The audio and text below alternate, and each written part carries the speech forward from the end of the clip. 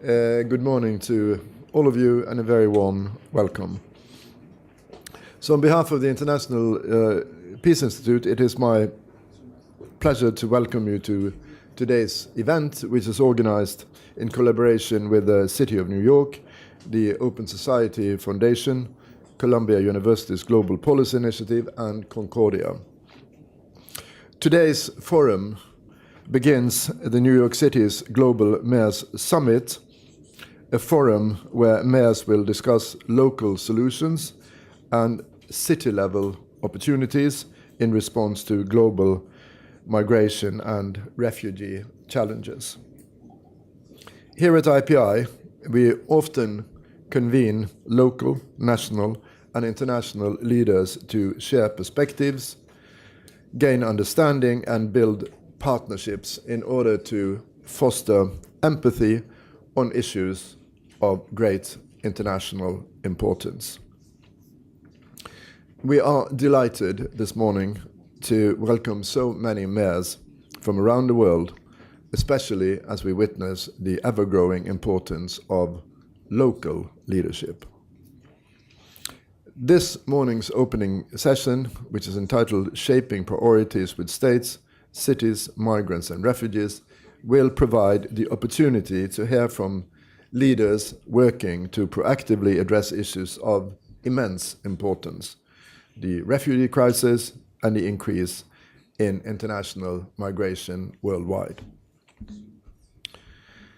And it is the various perspectives that we will hear today from the UN headquarters, city leaders, and national and international decision makers that make this event pertinent, timely, and necessary in order to move forward together regarding the two global compacts in 2019, namely a global compact on refugees and a global compact for safe, orderly, and regular migration.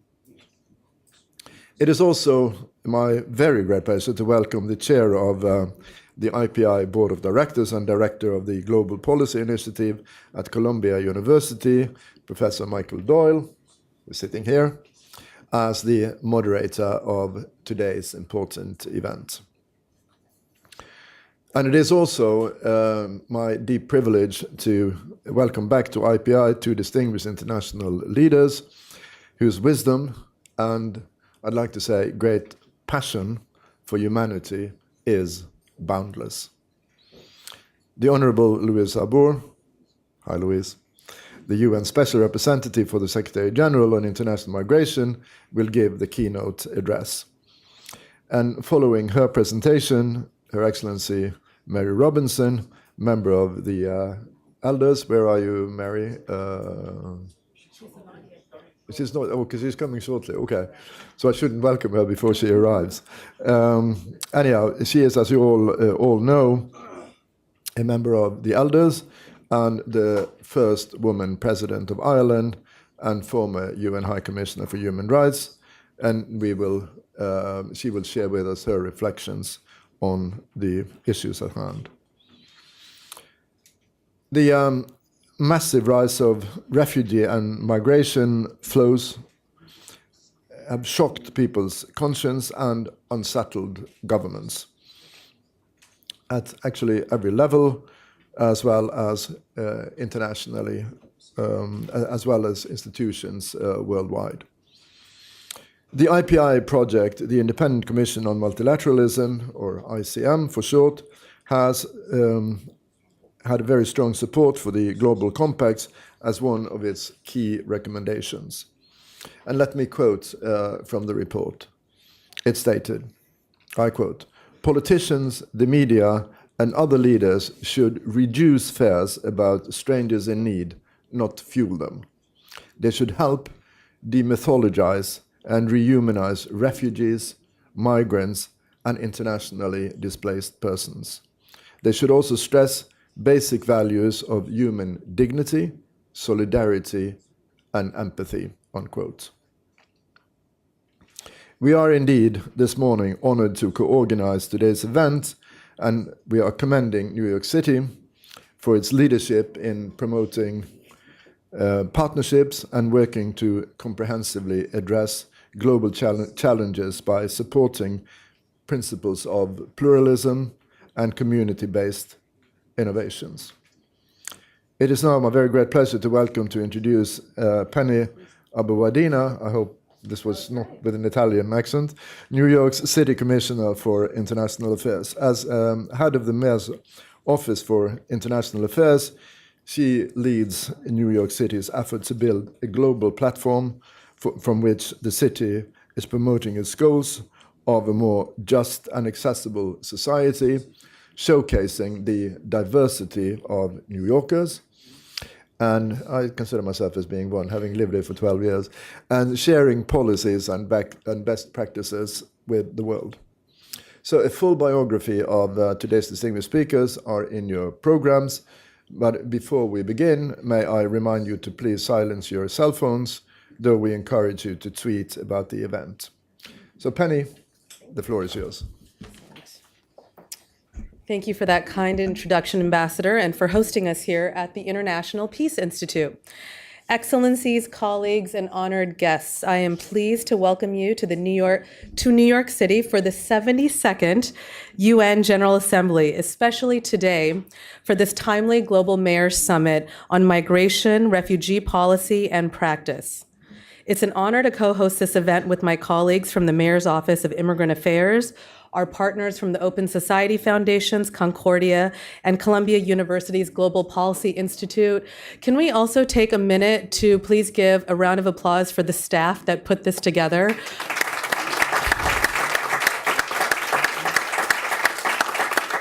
From so many organizations, they worked tirelessly to bring this important event together today. Mayor de Blasio and I are proud that New York City is home to the largest diplomatic corps in the world, which includes 114 consulates, 193 permanent missions, and of course, the headquarters of the United Nations. The Mayor's Office for International Affairs serves as the primary liaison between the City of New York and this diplomatic community. By bringing together local leaders, experts, and representatives from New York City and the international community, we are able to share information and forge innovative solutions to challenges that can be adopted both locally and globally.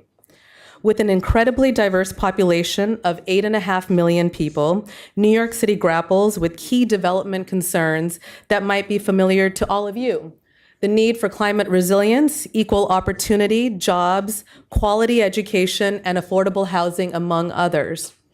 Further, 1 in 3 New Yorkers is foreign-born. We must be responsive to our communities as it relates to migration and refugee policy, where our futures are inextricably linked. That is why Mayor de Blasio released his One NYC, the Plan for a Strong and Just City, which is our development agenda for New York City, and it's one example as to how this city is advancing the global sustainable development goals. In New York City, we feel and see the challenges that the SDGs address every day on our streets and in our populations. We have the opportunity and indeed the obligation to create strategies that are responsive to these challenges and that embed the aspirations of the global goals within them. And under this administration, I can say that we have done just that. As the global community works towards a roadmap for an orderly, safe, and responsible migration as described in SDG 10.7 and a comprehensive refugee response framework, they should draw upon the unique perspective cities bring and the essential leadership role local leaders play in responding to the global migrant and refugee crisis. Through programs like IDNYC, New York City's municipal ID program, we welcome all New Yorkers, irrespective of their documentation status, to participate fully as a member of our New York City community. And as the United States federal government reconsiders protections for 800,000 dreamers, New York City will continue to fight for those residents. As a Sri Lankan-born immigrant, a stroke of a pen from President Ronald Reagan changed my life. Thanks to his immigration reform bill in 1986, I had the ability to obtain a driver's license, to apply to college without fearing questions about my legal status, the opportunity to explore jobs in the exact field I wanted to pursue, and so much more. From undocumented to citizen, I have built a career in the nonprofit and public sector. We want to ensure that our governments are opening doors of opportunity for those who are seeking new beginnings or are fleeing war and famine. Our collective action will impact so many lives, such as mine so many years ago. In her timely opinion piece, the Honorable Mary Robinson most recently notes that the power of local leadership. Indeed, cities have a role in multilateral problem solving, even when national leaders fail to do so.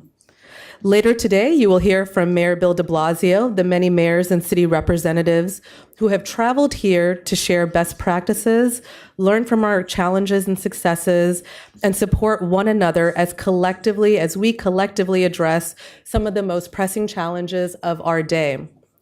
Thank you so much for being here in New York City for these discussions over the next 2 days. They will help us work collectively towards our common goal to ensure an equitable, safe, and inclusive city for all of our residents. And I look forward to working alongside you on this mission. Thank you again, and welcome to New York City. Thank you both for your comments, inspiring. Great way to start us off. My name is Michael Doyle. It's a real pleasure to moderate this morning's discussion. One rarely gets to wear two hats, especially indoors, but as the chair of the International Peace Institute's board, I join Ambassador Larson in welcoming you all, and as the director of the Columbia Global Policy Initiative, I also am very happy to welcome you here to this very important occasion. When one talks to mayors, they are, to excuse the Americanism, where rubber meets the road when it comes to governance, where real people need jobs, they need health care, where they need security, protection for their families, and this is where governance solutions happen. So it's a genuine honor to be with you. My first honor this morning is to introduce one of the great leaders, one of the great citizens of global public policy. The range of her career is remarkable. The current job that she takes on is that of Special Representative of the Secretary General for International Migration, where she has been entrusted with the challenging task of following up on the summit of 19 September of last year for migrants in a way to find safe, orderly, and regular ways in which they can establish their lives and contribute to the societies they come from, to the societies that they join. And increasingly, as she tells us, these societies are one and the same. That is, countries of origin, transit, and migration and destination are very much the same. So it's a real honor to introduce her. It's very few people for whom one could say that with a job so eminent as the one that she currently holds, it's only one more job in such a distinguished career. Everyone here in this room knows her as having been the United Nations High Commissioner for Human Rights, the Chief Prosecutor of the International Criminal Tribunals for the former Yugoslavia and Rwanda, and for the Canadians in this room, a member of the Supreme Court of Canada and of its Court of Appeals, and in the NGO sector, the president of the International Crisis Group from 2009 to 2014. A truly distinguished global citizen and leader. Madam Obor, it's our pleasure to have you join us this morning. Thank you. Please take the stand. Excellencies, ladies and gentlemen, it's a real pleasure to be with you here today at this Global Mayors Summit on Migration and Refugee Policy and Practice, organized by the City of New York with the Open Society Foundations, Columbia University's Global Policy Initiative, and Concordia. I also wish to thank the International Peace Institute for hosting the event, in particular Ambassador Larson for his very kind words. I'm delighted to see some 50 or so mayors and other city leaders gathered here at this time at the opening of the United Nations General Assembly. As was just mentioned, and as I'm sure you've been reminded many times, this time last year, the UN General Assembly convened a high-level summit on addressing large movements of refugees and migrants. And the summit culminated with global leaders endorsing by consensus a historic document entitled the New York Declaration for Refugees and Migrants, in which states committed to develop two compacts, one for migrants and another for refugees, and this is all to be done by September or possibly a little later in the fall of 2018. If successful, these compacts will constitute a global framework on the rules of engagement and the political commitments required by states to enable life-saving international cooperation, to ensure that all migration is safe, orderly, and regular, and to achieve more effective refugee protection. While my mandate focuses on the Migration Compact, I never forget the complementarity and the considerable confluence of interest that are raised by issues concerning both refugees and migrants. Since I began my mandate as the UN Special Representative for International Migration last March, I have been a strong proponent of the need to engage with local leaders as we seek to understand the implications of a more mobile world and work to better address the resulting challenges and opportunities. As in other areas of international policymaking, cities are increasingly active in the realm of migration policy and practice. You are more and more collaborating across national borders to share ideas, form coalitions, and at times challenge national governments to adopt policies that will be truly effective at the local level. Cities are uniquely positioned to harvest the benefits of well-managed migration policies. Conversely, they are also at the front line of addressing migration challenges as and when they occur. You play the leading role in both receiving migrants, providing immediate services, and in guiding longer-term efforts at social and economic inclusion. There is a symbiotic relationship between the policies that city adopts or don't adopt and the success of our efforts in shaping national and international policies and processes related to migrants. 50% of the world's population resides in cities, a figure that is only expected to grow. The leadership of mayors and cities in fostering and steering expanding and diverse societies will become all the more important in the decades to come. Diversity in and of itself does not equate to social and economic inclusion and integration. Meaningful policies must be put in place that apply to the population as a whole, including host communities, which in many cases face similar marginalization and exclusion challenges to those of the migrants that come to live in their midst. In a time where there is as much hope as there is concern and fear about migration, city leadership has shown by example the possibilities of constructively meeting the needs of its residents, natives, and migrants with an open and welcoming attitude. From access to municipal identification cards, one that I happily have access to in New York City as a resident, to citywide billboard campaigns fostering the importance of respect, of safety and dignity for all, the key principles of the United Nations Together campaign, cities play a key role in shaping public attitudes around migration and in how their immigrant communities can engage in municipal life. As national governments grapple with issues related to irregular entry of migrants, local officials are more likely to interact with established irregular migrants, many of whom work in the informal economy in conditions of vulnerability and precariousness. Putting in place the so-called firewalls between immigration enforcement and public services is increasingly seen as an effective way of facilitating access to justice, to housing, healthcare, education, and social protection, and social and labor services for migrants. On these As on many other issues, cooperation at all levels is essential to managing migration in a way that is people-centered and forward-looking.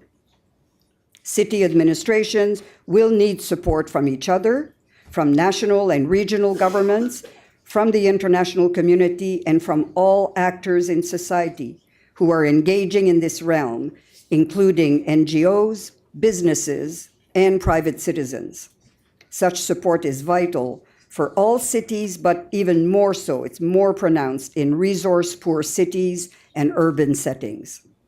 It is for this reason, in understanding the different capacities and resources of cities all over the world, that I also invite states and other donors to support dedicated programs that help developing cities build their capacities in this area and engage more directly with other cities to overcome challenges and to more regularly exchange their experiences and good practices. In closing, I wish to reiterate my appreciation for your presence here at the United Nations and my appreciation also to the City of New York as a partner to this Global Mayors Summit. I look forward to hearing from you on how we collectively may join efforts as we develop the two global compacts through a variety of initiatives to be discussed in the coming days. The outcome of your discussions will constitute an invaluable official input into the process towards achieving these compacts, and I'm very confident that the United Nations will glean from your experiences insights that will guide our work and that we will be able to celebrate the outcome of this exercise this time next year. Thank you very much.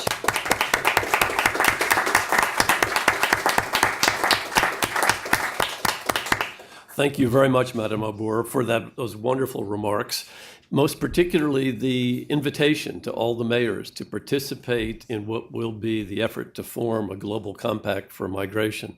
Madame Abour realizes and has invited us all to make a contribution to that effort under the view that there's so many lessons that can come out of the cities that we would very much want to have reflected at the global level. So thank you very much for those comments. I'm now also deeply honored and very, very pleased to introduce Mary Robinson. She is the first woman president of Ireland from 1990 to 1997. And she's the former United Nations High Commissioner for Human Rights from 1997 to 2002. I had the privilege of being in Kofi Annan's administration and having seen her in action. And if she will forgive me, I will say she's not only a tireless advocate for justice, she's an eloquent one, she is courageous, and she is fiery. And she has demonstrated all of that at the global level. So I'm very pleased to see her here. She is speaking for the elders, of which she has been a charter member, invited by Nelson Mandela in 2007. And she also has deep experience in the UN community on the diplomatic front, where she has been the special envoy for the Great Lakes, the special envoy for climate change, the special envoy for El Nino and the climate in 2016. She also is an inspiration to we academics. She's the chancellor of the University of Dublin, and she's the president of the Mary Robinson Foundation on Climate Justice. So I'm very pleased to welcome you here, Mary. Thank you very much. Thank you very much indeed. It's a pleasure to be back here at the International Peace Institute and indeed to be back as an elder. The last time I was here, I was with a number of my fellow elders. And it's an honour to address this distinguished gathering today alongside global figures who've done so much to advocate for the rights and dignity of refugees and migrants wherever they find themselves. It is a particular pleasure to follow Louise Arbour, who was one of my successors and who now has her very important role. And I will echo quite a number of points that Louise has made, but they're worth echoing because I think we need to reinforce them. And there is no better setting for this summit than New York, a city built by immigrants, powered by their dreams, and the gateway to this great diverse nation made up of peoples from all corners of the planet. Like many of you, I was here 1 year ago for the UN Summit for Refugees and Migrants. It was the first time the issues had been discussed together on this scale at the United Nations, and it signalled the international community's acknowledgement that the unprecedented number of people on the move was a global challenge. I spoke at the summit in my capacity as a member of the Elders, the group of independent former leaders brought together by Nelson Mandela 10 years ago to work for peace and human rights. Madiba gave the Elders a powerful mandate to speak truth to power and give a voice to the voiceless. And it's in that spirit that I'm here today as we reflect on the tumultuous developments of the past 12 months and the unique roles cities can play in upholding the values of diversity, solidarity, and compassion.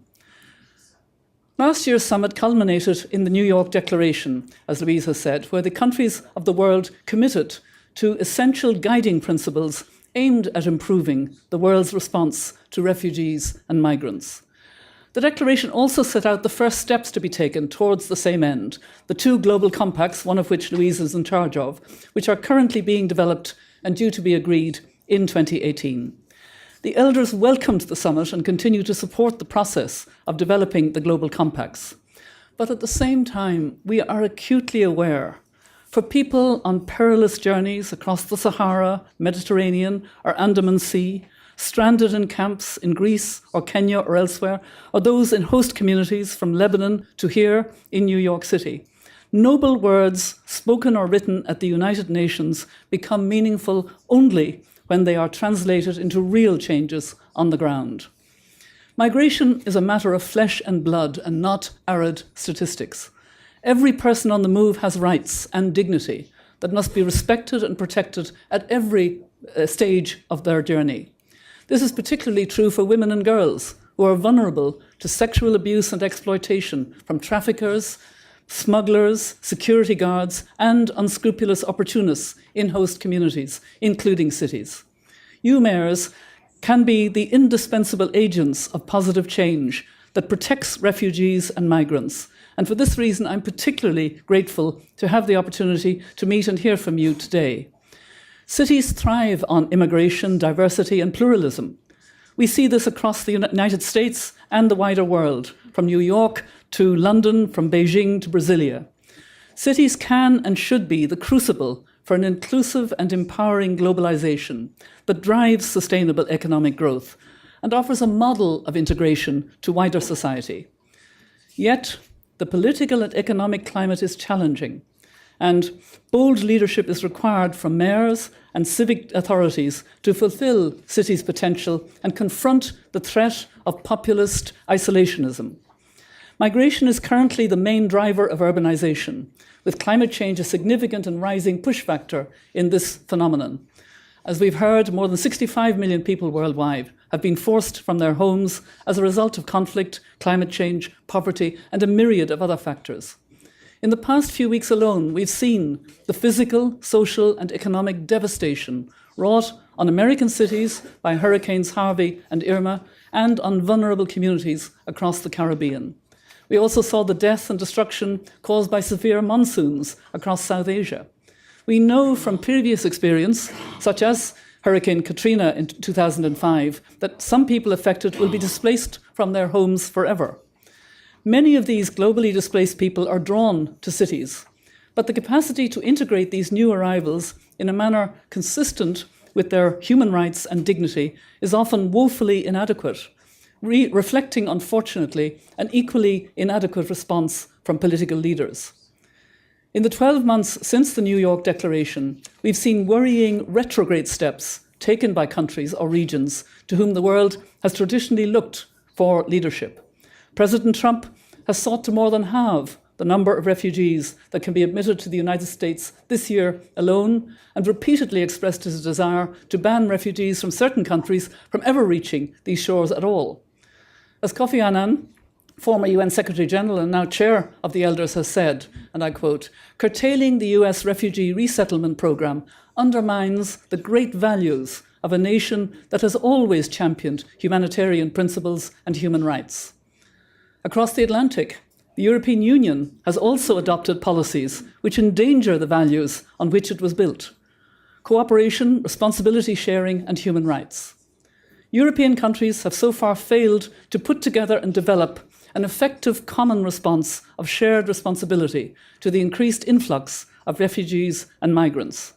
Instead, deals are being struck with governments and other actors with little or no regard for human rights to seal borders and stem the flow of migrants, neither an ethical nor a durable solution. This needs to be seen as part of the wider disturbing global trend to encroach on rights, dignity, and freedom.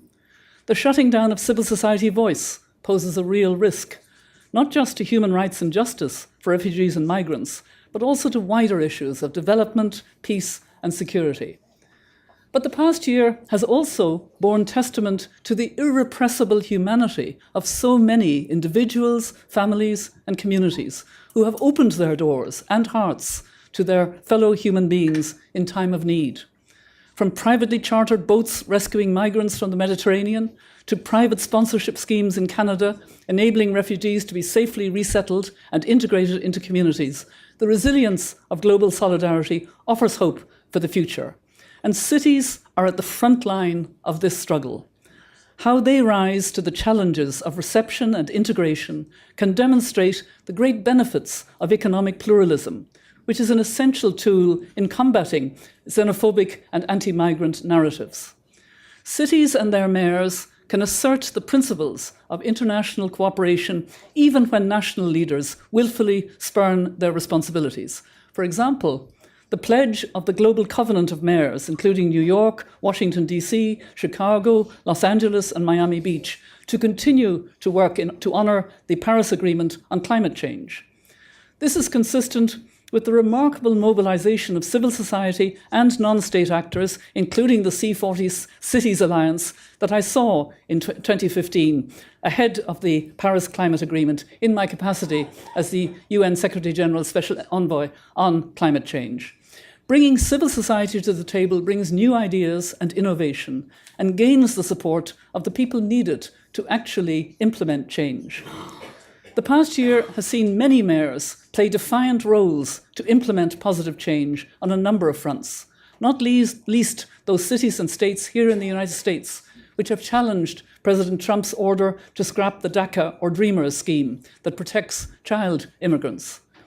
These points underline why this Global Mayor Summit is so important.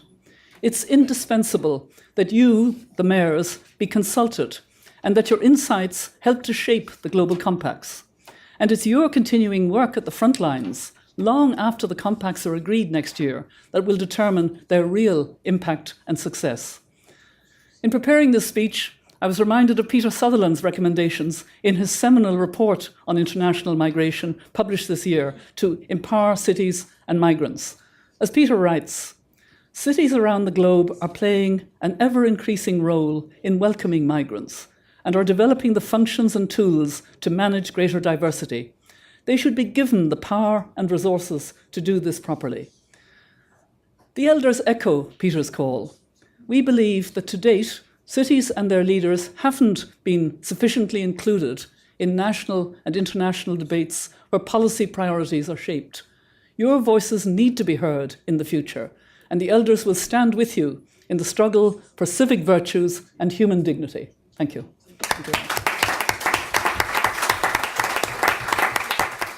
Thank you very much, President Robinson. That was a wonderful address. For those who have known you for many years, it was classic Mary Robinson.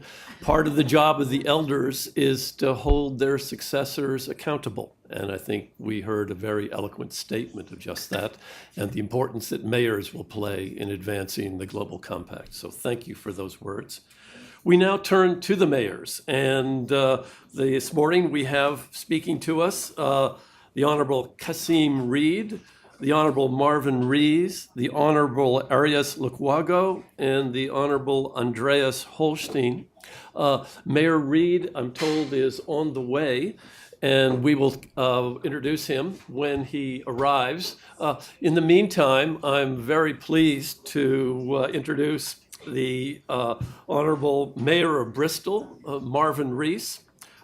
He was elected recently, if I'm reading my notes correctly, in May of 2016. He comes to this position with a remarkable set of previous career experiences. You have to be, I think, a jack of all trades to be a successful mayor. And Mayor Rees has done a number of activities that strike me as very impressive. Just to mention a few, he has served in the UK International Christian Aid Agency, where he's also served as a volunteer in Washington, Washington, United States, where he worked with faith-based groups and with President Bill Clinton's welfare reform bill. He's served in public health, working as a program manager for the National Health Service, where he focused on delivering race equality and mental health care in Bristol.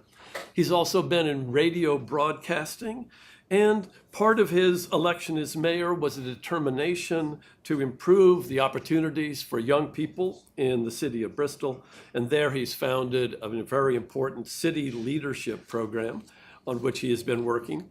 And with all of that, he has focused his priorities on tackling housing issues, building more homes, improving transport, improving the flow of people across the city, improving healthcare intervention. In all of these respects, he's an outstanding mayor, but also a typically good mayor. That's what mayors do. So it's a real pleasure to welcome him here this morning. And I look forward to his remarks on the role of mayors in these global challenges that we face on safe, orderly, and regular migration. Mayor Rees, the floor is yours. Thank you. Should get you to write my next campaign leaflet. I think that would really help. I really appreciate the introduction. It's amazing to be here, and I have asked for you to help time me to. Good news is I'm trying to keep it down to 4 minutes, make everyone feel better. First of all, can I just say, particularly to the US mayors, that I would just want to thank you. So as someone looking in on this country right now and seeing things that, if I to put it politely, I find quite confusing and concerning, that there is a voice of sanity and there are some standards, so not just US standards, but international standards that Mayor de Blasio and other mayors across the United States are standing up for right now. And it gives me some hope. So I just want to say, to the extent I can, from mayors around the world and the global parliament and mayors of which I'm a part, I want to thank you for taking that stand. And just to say as well, I just find it so inspiring to be here. I truly do, even just in my early conversations just now. I just got a sense, this is a small room, but I think there could be really big implications coming out of this room. For the way we think about governance going into the future. There seems to be a real alignment at the moment about the importance of city leadership. And I think the force of that alignment, the power of the argument that coming from that not only has logical sense to it and moral sense, but as I said, it has a real energy about it. And I find that incredibly exciting because sometimes in my, every day, my conversations at home in the papers will be about, did I cut the funding to a school crossing patrol? Did we keep a library open? And yet, we've got to deal with those everyday things. As we said, when we run cities, we deal with those very real and raw issues. But at the same time, we can't lose contact with the fact that we need to think about the way the world is actually run. Very, very briefly, my city, Bristol, it's about 450,000 people. Just tell you about the nature of it. It's a port city. It was one of the 4 biggest slave ports in the UK. I'm the first mayor of African descent, I'm told, in Europe, but the European mayors may correct me, but that's what I'm told. And so being elected to my city as a mixed race man with a white mother and a white English, Welsh, and then before that Irish mother, with a Jamaican father as well, puts me in the crosshairs of this internationalism that we want our city to live up to. 16% of our adult population is non-white British. 33% of our school population is. So our demographics are changing incredibly quickly. But I do want to talk about, we'll get into the refugees and immigration and migrants, but I just want to kind of keep it open because, in my opening remarks, because I think that the failure of the world to deal with migrants and refugees is a symptom of much deeper problems. It's whether we're talking about climate change, whether we're talking about inequality, democratic legitimacy, which is a problem we have in my country, people not believing in politics, growing economic inequality, people being marginal to the economy, a housing crisis. I think what we're witnessing at the moment are the very real limitations on the abilities of national governments, national political structures to deliver in the world in the way that it is right now. It feels to me that the world has moved on. It's not what it was 70 years ago, and we're using a 100-year-old political model to try and deal with the world the way it is now. And we need structures that are more nimble, more dynamic, and able to think about challenges and these challenges and these opportunities in a different way. And I think the place we go to find that new way of thinking is going to be in cities. I think when I look at Donald Trump and everything that comes from Donald Trump over here, or I look at Brexit and everything that Brexit meant in the UK, what we're looking at is not just a failure of individuals, we're looking at a failure of a system. And we urgently need, I think, what we've been terming a rebalancing of sovereignty in the world, a shifting of sovereignty away from national political structures to city governance. That is not to say we don't need national governments. I think we do. But we need a rebalancing of sovereignty and weight and influence over the way the world is being governed. If I just say a couple of final things, I think in cities, not only we find these solutions, we find the very real thing. So my city, Bristol, we are a city of sanctuary, just like you have sanctuary cities over here. We have innovative programs going on to reach out to new people to the city, whether that be integrated football teams on a very raw level, these very, very grassroots things, mentors that mentor people into employment, welcome new families, a hospitality network, whether we are working with our public mental health team to make sure that our health services and our mental health services are accessible to people with English as a second language. All these very raw, immediate needs that people have when they settle in a new place. That's what we are dealing with as a city. Someone said earlier, and I agree, national governments talk about numbers. In the cities, we talk about lives and we talk about people and we talk about families. And as city leaders, I walk past people and I look them in the eye. I live in an area that, to be perfectly frank, is being gentrified. But when I walk to work, I look people in the eye that are new to my country. I walk through Easton, which is a very large number of migrants. So it's real. And people come to visit me on my office as well. The immediacy of city leadership is there. But I want to say a couple of other things as well. One is I think that not only should we look to cities as a place to come up with responses to world challenges in terms of meeting the challenge, but actually driving the framework that we reduce the possibility of problems in the first instance. I think cities have a different way of thinking about world problems. I'm a mixed race man, as I said. At one point someone asked me, whose side am I going to be on in a war between black and white? I had a framework for approaching that challenge. But I think that whereas my national government talks about identity in one-dimensional terms, as a city, I talk about Bristol being 180 countries of origin and 92 languages. Identity in my city is multi-dimensional, it's dynamic. We can talk in that way that still includes people in a way that my national government cannot. That kind of framework for thinking about who belongs where and who has a right to be there where is something that is absolutely essential to the world the way it is right now. And I think cities can offer that.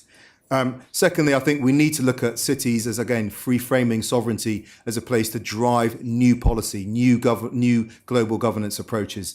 In terms of how we do that, I've got a list, but I'll save that and then we can investigate some of that in the discussion.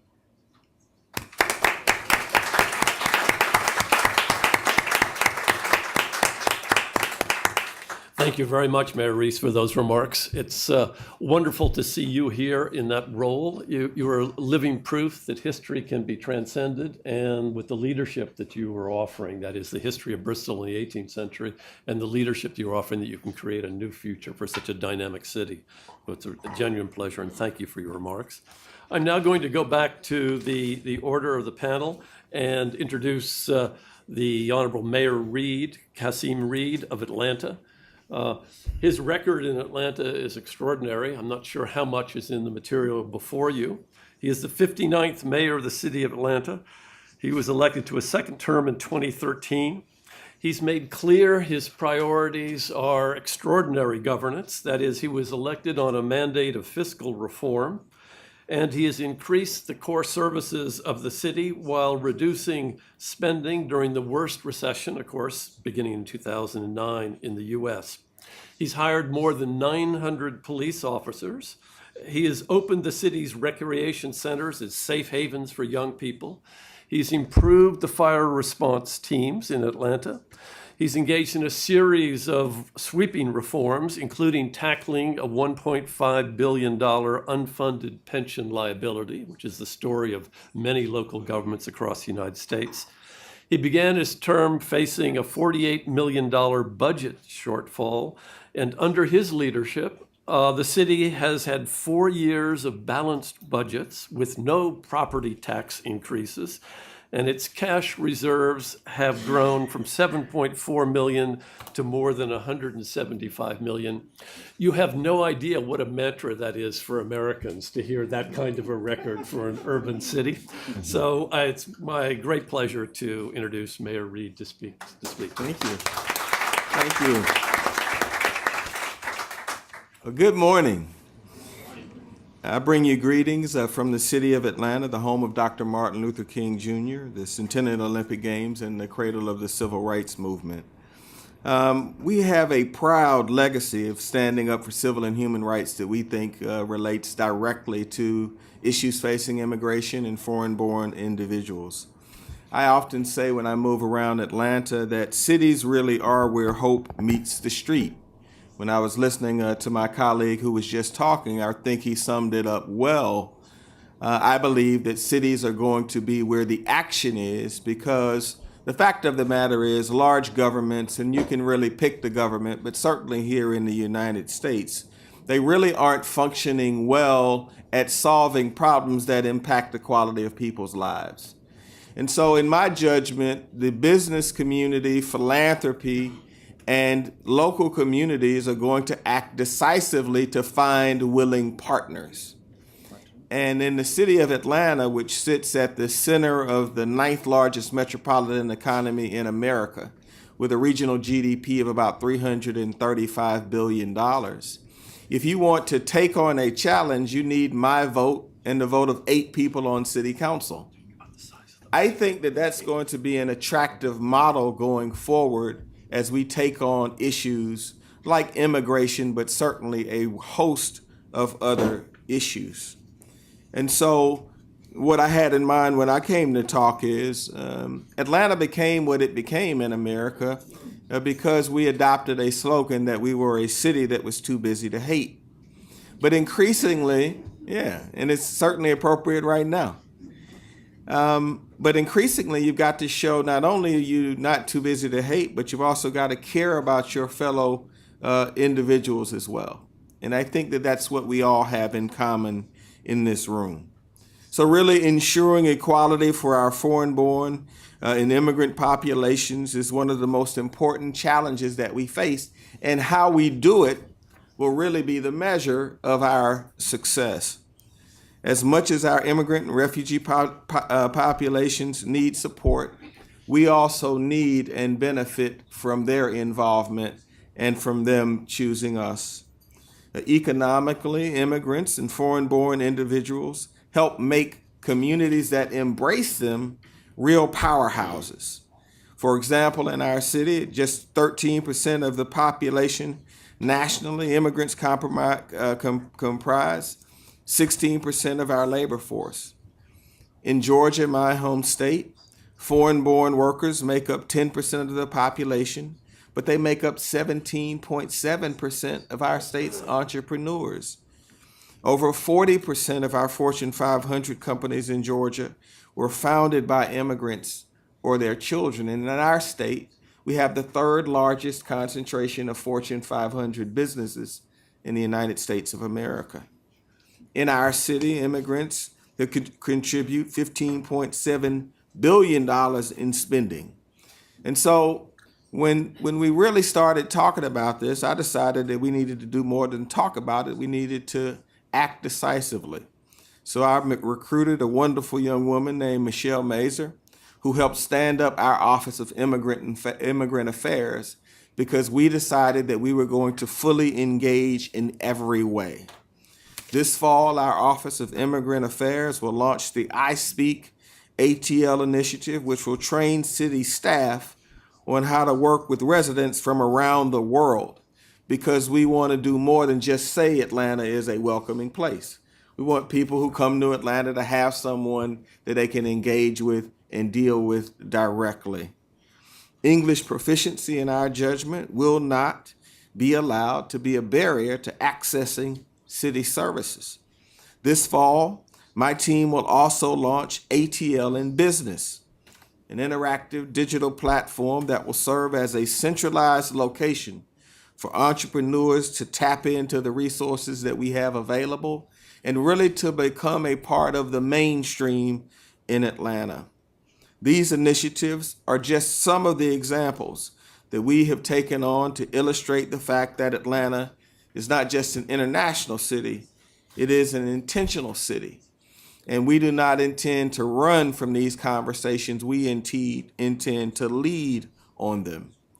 In my judgment, it's going to be the role of leaders like me and others in America and around the world to take on this issue while our current national government is running for it.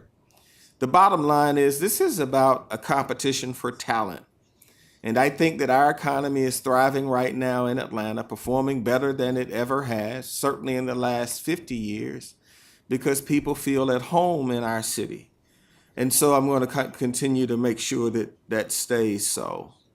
Our Welcoming Atlanta initiative builds upon the existing priorities for our city.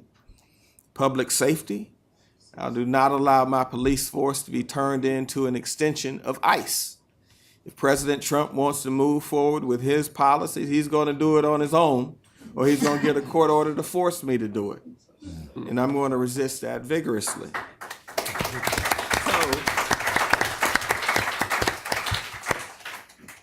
We're also going to be welcoming new arrivals. I'm also proud to be a signatory to Cities for Action, a coalition of more than 100 mayors and municipal leaders working for federal immigration reform. In 2017, the White House selected the city of Atlanta for its regional convening on New Americans as a part of the Building Welcoming Communities campaign. And we're working hard to launch inclusive policies and more programs at a local level. I have and will continue to stand shoulder to shoulder with my fellow mayors across the country as we work to make sure that beneficiaries of DACA are protected and that we resolve this current crisis in a fair way. It's going to be vital that our voices at this time activate our local communities to make sure that we don't fail during this 6-month window of time that we have. And leaders of cities are most capable with a big enough megaphone to motivate folks and make sure that we keep our eyes on the ball. The President of the United States, Barack Obama, made a commitment to these young people that if they came out of the shadows, that they would be fine. And now we are reversing that word. We are too good of people to allow that to happen. It's not right, and we're going to do something about it in the city of Atlanta.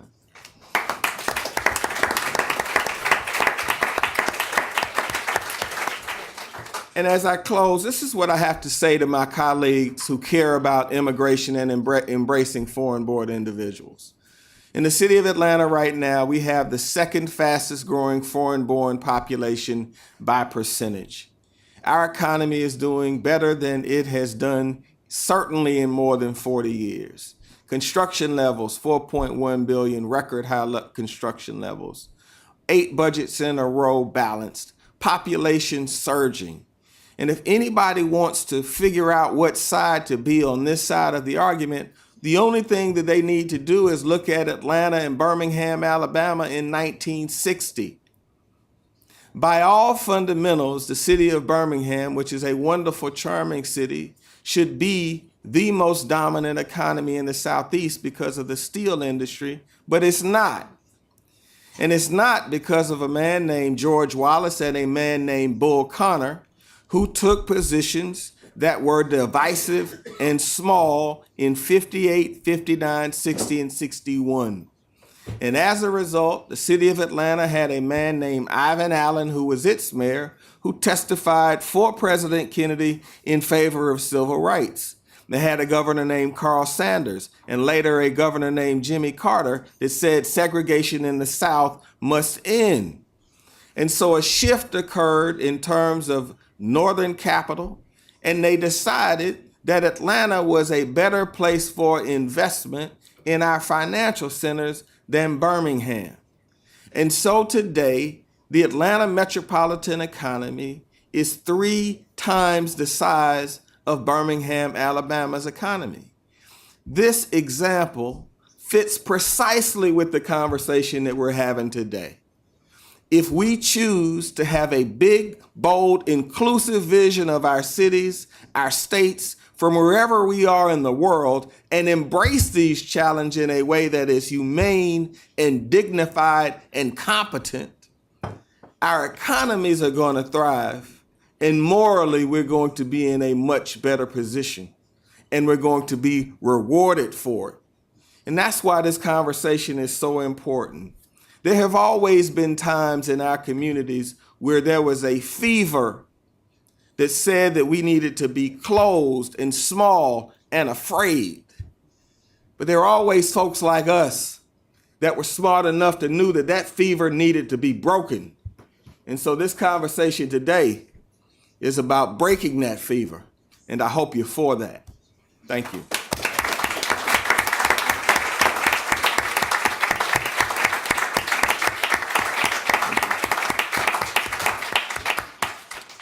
Thank you, Mayor Reed, for those inspiring remarks. I think you have redefined forever the meaning of Southern hospitality. It's a matter of spirit and a matter of growth and a matter of all getting together and making the changes you described. So thank you so much for those comments. I'm now very pleased to turn to the Lord Mayor of Kampala, Mr. Iris Lukwago. Kampala is the largest city in Uganda. It's also a dynamic city. Mayor Lukwago was elected in 2016 with a genuine landslide, 82% of the vote. Every Democratic leader looks with envy at those kinds of numbers. And so we're very pleased to have you here. You also not only operate at the local, if Kampala can be called local, as the nation's capital level, but as a member of the Ugandan Parliament. You've also been the distinguished leader of a law firm that specialized in constitutional law and human rights. So we very much welcome you here this morning to join us and look forward to your remarks. Thank you. Mr. Mayor. Well, it's a great honor and privilege for me to be part of this summit, and I must extend my sincere thanks to the host city, the organizers, and all of you, dear participants. Oh. Well, as you are told, Kampala is the capital city of Uganda, and I'm the Lord Mayor. I'm serving my second term. Previously, I served as a member of parliament for Kampala Central Region. And it's the capital city of Uganda, with a population of about 1.5 million people. Those are the residents. And the day population is about 3 million people. And it's host to several immigrants and refugees from different parts of of the region. We are located within the heart of what we call the Great Lakes region, bordering Kenya, South Sudan, DRC, Tanzania, Rwanda, and of course, there are other countries within that particular region, within East African region. But currently, Uganda is the biggest host of immigrants and refugees within the entire region. They come from all the way from Ethiopia, Eritrea, South Sudan, DRC Congo, and many other African countries. They all come and settle within Uganda, and the conditions are quite appalling. That's the biggest challenge we are facing. Because right now, Kampala, Uganda as a country, the population is about 34 million people. But we have a population of refugees alone, according to the recent census, the statistics we have, of close to 1.3 million refugees in the entire country. And many of them are concentrated in camps where the conditions are quite appalling. Countrywide, we have several camps, refugee camps, where you find provision of basic necessities of life is a huge, huge challenge. Sanitation, water, food, relief, and whatnot. These are all challenges we are trying to grapple with. We are a signatory to international instruments like International Covenant on Civil and Political Rights, Social and Cultural Rights, and many others. And of course, we have domesticated most of these international instruments, but we are yet to get off the ground to have them implemented. And we have been, yes, assisted by UNHCR and other international organizations, but the situation is still dire, given the challenge we are facing. And recently we received the reports that the government actually is in negotiation with Israel to resettle about 1,500 immigrants, illegal immigrants, what they call illegal immigrants in Israel to Uganda. Those who entered from Ethiopia, Eritrea, and they have been going to Israel. Now there are negotiations with the government of Uganda to resettle them in Uganda. And that puts a lot of pressure on the resources we have. As a country, we have a very, very small budget. The GDP of the country is about 25 billion US dollars, the entire country. And for Kampala, our budget alone, the running budget for us to operate and provide all the necessary the services in Kampala, the entire budget is about 100 million US dollars. You can imagine a city operating on just 100 million US dollars a year to handle that huge, huge influx of refugees from various parts of, from different countries. And when they come and settle in these camps, they find the conditions unbearable. They are forced to come and integrate and mix with the communities, the host communities in the Kampala, where provision of social services is still a very, very big challenge. Bottom line is, Uganda has adopted an open door policy on refugees. The borders are porous, it's free entry, but when they come, the biggest challenge is on how to provide the best amenities of life. Fast forward, what are we doing as a country? We and the city, we have adopted the comprehensive refugee response framework that was developed by UNHCR as part of the New York Declaration on Refugees and Migrants. We have adopted it as a country. And we hope to benefit from this summit on how best, we need to get the best practices on how to domesticate it and implement it locally in Uganda, that CRR framework. It is still a very, very big challenge given the constraints I've highlighted above. But we intend to benefit from this by working out mechanisms of ensuring that we can get assistance on how to develop policies geared towards implementing that framework, how to work out modalities that would enhance resilience and self-reliance of the refugees, expand solutions including like third-party country options, and also things like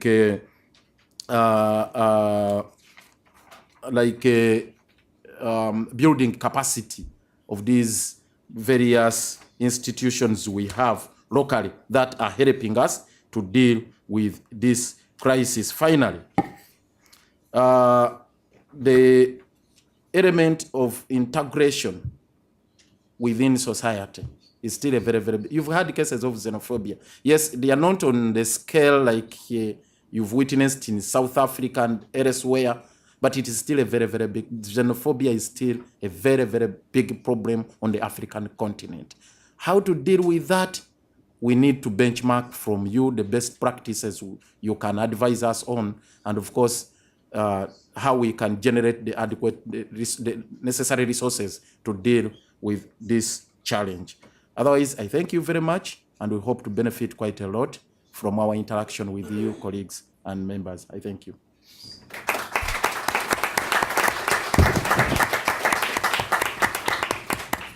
Thank you very much, Mr. Mayor, for those remarks. You highlight for us many important issues, but amongst them, I think one that we need to keep in mind.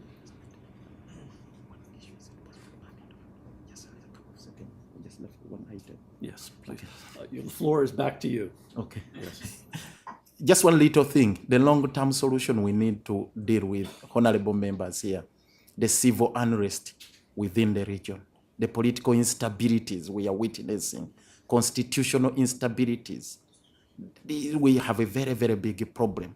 These nascent democracies being nurtured to become very strong like the Western democracies we are having, that can help us address the question of civil conflicts, civil unrest, turbulence, and whatnot. It's still a very, very big challenge in the entire region. Uganda, Kenya, South Sudan, Rwanda, Burundi, and all those countries within that region and beyond the entire African continent. It is still a very, very big challenge. So in as long as we have not addressed these fundamental issues of rule of law, constitutionalism, good governance, we shall still be faced with this challenge of dealing with refugees. I thank you very much.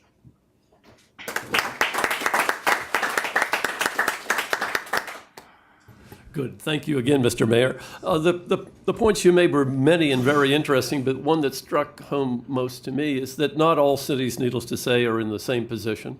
And cities in the developing world face budgetary constraints and political environments which pose extreme challenges to the kind of civic responsibility as well as welcoming attitude that you've just expressed right there. And one message, I think, to all the cities is solidarity. That is, that the situations in Atlanta, in Bristol, and as we may hear for a moment, in Altena, are quite different. But cities need to stand together. We have a common interest in human dignity as all fellow members of our global community. And all the cities don't hang together or hang separately, but they do feel the need to address problems in a common way.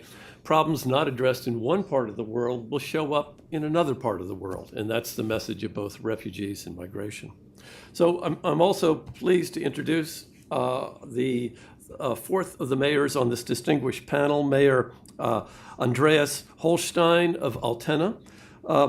He comes from a fascinating environment, a small town, much smaller than the cities we've heard so far, a city that had, if I've got the numbers correctly, 22,000 people in 1999, and then had 17 years later, 17,500 people. So we're facing a different circumstance of a town that was declining in demographics, but in no other way was it declining from the story that I've read. Mayor Holstein brings a distinguished career as working with the CDU-CSU faction in the German Bundestag as an advisor on social welfare and benefits for asylum seekers. He was the honorary deputy mayor of the city of Altena from 1994 until he was elected then mayor of the city in 1999. While there, seeing the decline in population of his city, he saw this not as a tragedy, but as an opportunity when in 2015, 1 million plus asylum seekers showed up in Germany. Mayor Holstein said this is an opportunity to welcome them to his small city, but at the same time, knowing how much work needed to be done to produce successful integration. I'm not sure what he's going to say, but I don't want to step on what he is going to say, so I'm going to turn the floor over to him to a moment. But I just want to note that he won the National Integration Prize and received 10,000 euros for the efforts of his city, awarded by Chancellor Angela Merkel. So he clearly did a good job in what he's going to tell us about. So, Mayor Holstein, the floor is yours. Excellencies, dear colleagues and ladies and gentlemen, in my opinion, personally, climate change and the migration are belonging together and are the biggest challenges globally seen in the century we are. Altena is, as mentioned, not very important. It's standing in the panel today for the small and medium-sized cities of the world. We are not political important. We are not in the middle of interest of the public, but the small and medium-sized cities are numerous. That's our weight in the world.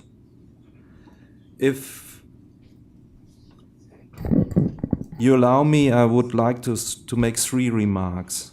The containment of migration and the rules are international and national duty. This is the role of our governments, but the people who are coming as a result of war, crime and hunger, they are coming to us locally. They live in our communities. They are reality in our lives in the cities. Therefore, we are on a local level responsible for the success of the global mega challenge migration. Germany took in 2015 over 1 million refugees, an enormous number, a big challenge for the whole country and the German cities, and of course our citizens. In my town, we don't divide the refugees in vulnerable and refugees with a status. No matter what status, we don't want is a parallel society in our town. And we like that there is, if it's possible, no segregation in our town. These are our goals. For all groups, we are serving language courses starting the first day in our town, not paid, done by volunteers. Most of them have a volunteer who knows our town and acts like a godfather. Housing is decentralized. The refugees, even the vulnerable refugees, live in normal flats with normal neighbors. Short, we try to act as a welcoming city. This means we are fully responsible and accept them as new society members. And we hope that we can make them to citizens in Altena one day if they are allowed to stay. Why? Migration has a long history all over the world and especially in Europe. It was always a big challenge for the cities. But cities, and you mentioned it before, cities which are willing to integrate foreign people and who did a great work in that were successfully in the past. And after the process, they were stronger and more successful than others, like you mentioned. Up to today, it's a win-win situation shortly. Especially before the background of the demographic change in the northern industrial states, it is with much sense to be active in integrating refugees in our countries and especially in our towns. Integration is not working without the active help of the society. Volunteers and professionals must work hand in hand. To create fast language skills is extremely important. Children need places in kindergartens and schools. The parents had to get integrated in work. We need to explore their skills. We need to qualify them. We have to try to improve their professions. But it's not a one-way situation. We have to get to know other religions, other traditions, and to respect a new culture in our cities. Integration is, in my eyes, an enormous task, but we will manage it, and our cities will be richer and stronger after the process. It is important for our global future. Second remark, the allocation of refugees is working according to the will of states. Look to the problem in Europe between the border states and the Middle East European states in the distribution of refugees. But concerning are the cities and the citizens on a local level. Many refugees are going in the mega cities. These have difficulties with housing and segregation.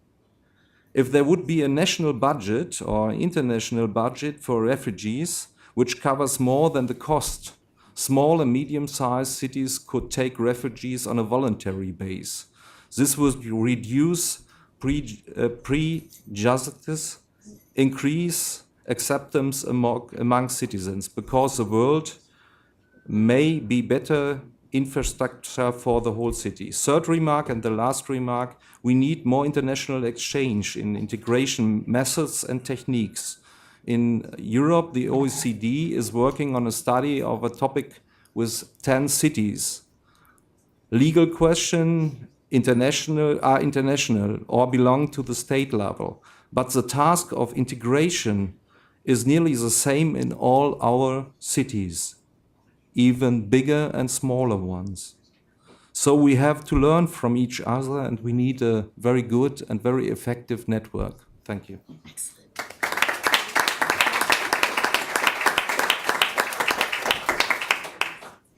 Mayor Holstein, thank you again for those remarks. It emphasizes again the different positions of cities and the way in which, if they work together, we're likely to get much better outcomes, not for migrants, for asylum seekers, for the cities themselves. They each can have a role to play, but not all cities are the same. And so from national budgetary support, small and medium-sized cities like Altena could step up and play a much larger role, making it easier for big cities to play their role in integrating asylum seekers and migrants into their countries. We're pretty much on schedule, which is very good, which means that we have time for questions and answers. I'm going to open the floor to any comments, questions that would care to be posed by the room. Please identify yourself when you pose your question. I think there is a microphone that's available that would right over here. Please, and signal for it.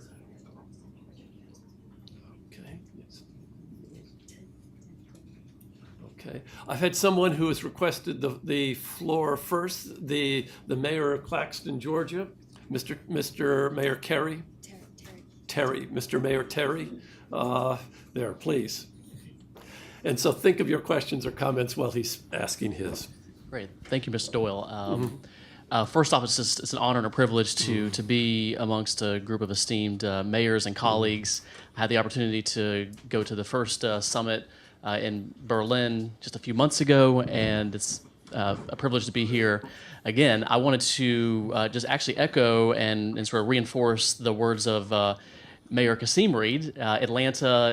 Clarkston is in the metropolitan Atlanta region. In fact, I'm just a 15-minute drive from Atlanta City Hall, and I actually knew Mayor Kasim Reed when he was a state senator years ago, and was proud to be a supporter of his when he was at 4% in the polls way back in the 2007 campaign. It worked out good, yeah. Elections matter, they really do. And so I wanted to maybe just reinforce what the mayor of Altena also said about small cities and large cities working together. I'm very happy to be able to work with Mayor Reed's Office of Immigrant Affairs, Michelle and Louisa, as partners in making Atlanta a more welcoming environment. We have 90 municipalities in the metropolitan region. Atlanta is the big city, but we have a lot of small cities as well. And the resources and the networks that they provide small town mayors are just so crucial and so important. And I think as we move forward, thinking about how the large and the small cities, the medium-sized cities, can all work together, have those cultural exchanges, share resources and ideas, and create a region-wide welcoming atmosphere for immigrants and refugees. Thank you. Good. Thank you very much for that comment. The floor is open for anyone who would care to pose a question or make a comment. The gentleman in the middle right there. Hello. My name is Ram Chalore. I am from Princeton, New Jersey. My question is to the Atlanta mayor. Among all the other mayors in the country, when they are trying to oppose the Department of Justice rule that they would cancel funding if they don't provide information on prisoners to be released with access to ICE. But to me, it looks like the funding cut to be much smaller. So why would you care? I wouldn't. I mean, first of all, I think that Mayor Emanuel in Chicago showed very strong and able leadership in really leading on this issue around the threat that individuals that embraced immigrants and foreign-born individuals were going to be punished. And so, as you know, the initial decision regarding that policy has been stayed. But speaking directly to your question, it didn't change our behavior one bit. I never bought it. And I thought, and I took the position that that is a challenge that we would have leaned into because it would have elevated the conversation nationally. And candidly, I mean, governments increasingly are more talk than they are resources at the national level. And so I think that, this is just a situation that goes to who we are as a city, as a state, and as a people. And I just don't believe you can back away from it. I think the debate we're having in this room right now, in 10 and 20 and 30 years, is going to be as important as the debate around whether women should have the right to vote, or whether the civil rights movement should have been passed, or whether gays should be able to marry who they love. On all of these issues, I mean, you just need to take a stand and hold your position and understand the consequences come with them. So I was proud of what Rahm Emanuel did because Chicago identifies itself as a sanctuary city. We take the approach that we are a welcoming city because we believe that achieves the objectives that we want to achieve. But the bottom line is that what is needed right now is candor. And so when folks contact us about having our police department coordinate with ICE, the answer is my police department is meant to protect people in the city of Atlanta.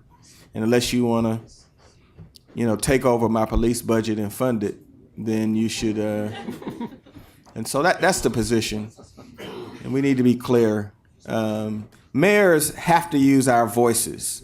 When I listen to my colleagues, their policy positions are so right. But what's happening to us on this issue is we're being out-passioned. You have a bunch of folks that have very mean motivations on the other side, and we're going to have to meet that intensity with an intensity for right. I apologize for speaking so long. Thank you. Thank you.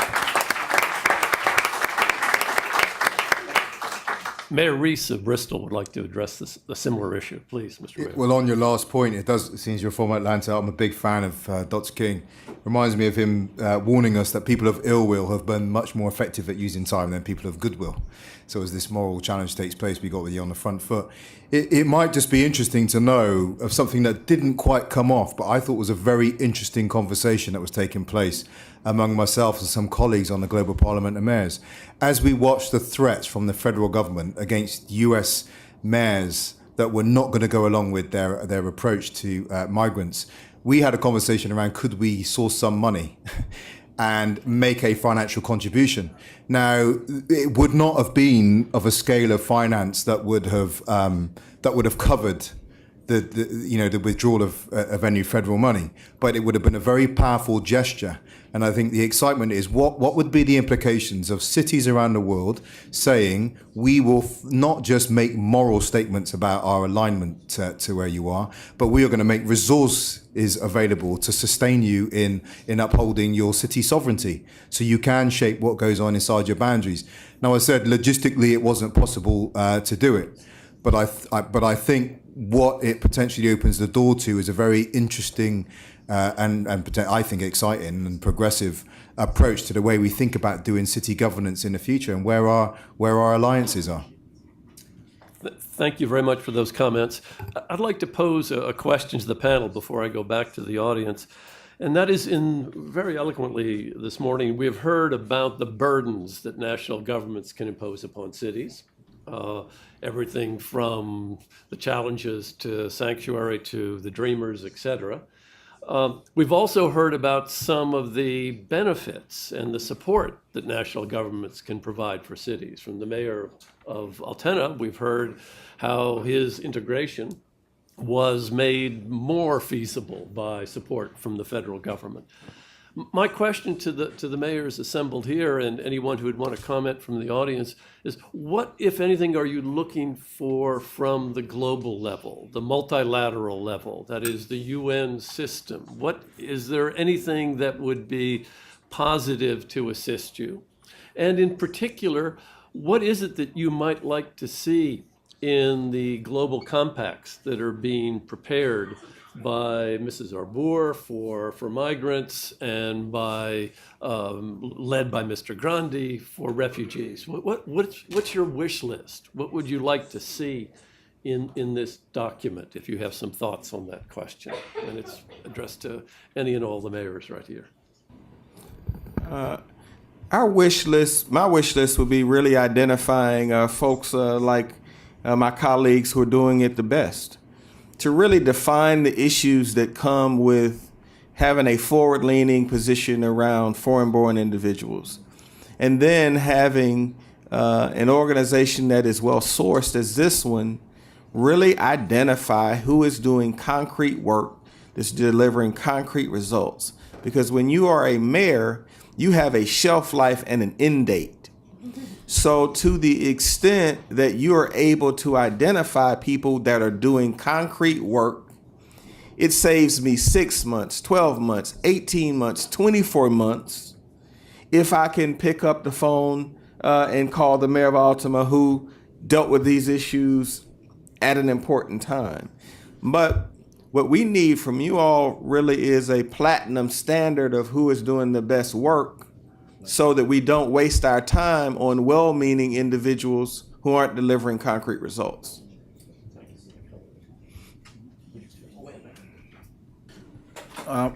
Mine specifically relates to what I earlier on highlighted, the question of implementing the framework, the refugee response framework, the CRRF, which was earlier on adopted by the New York Declaration here.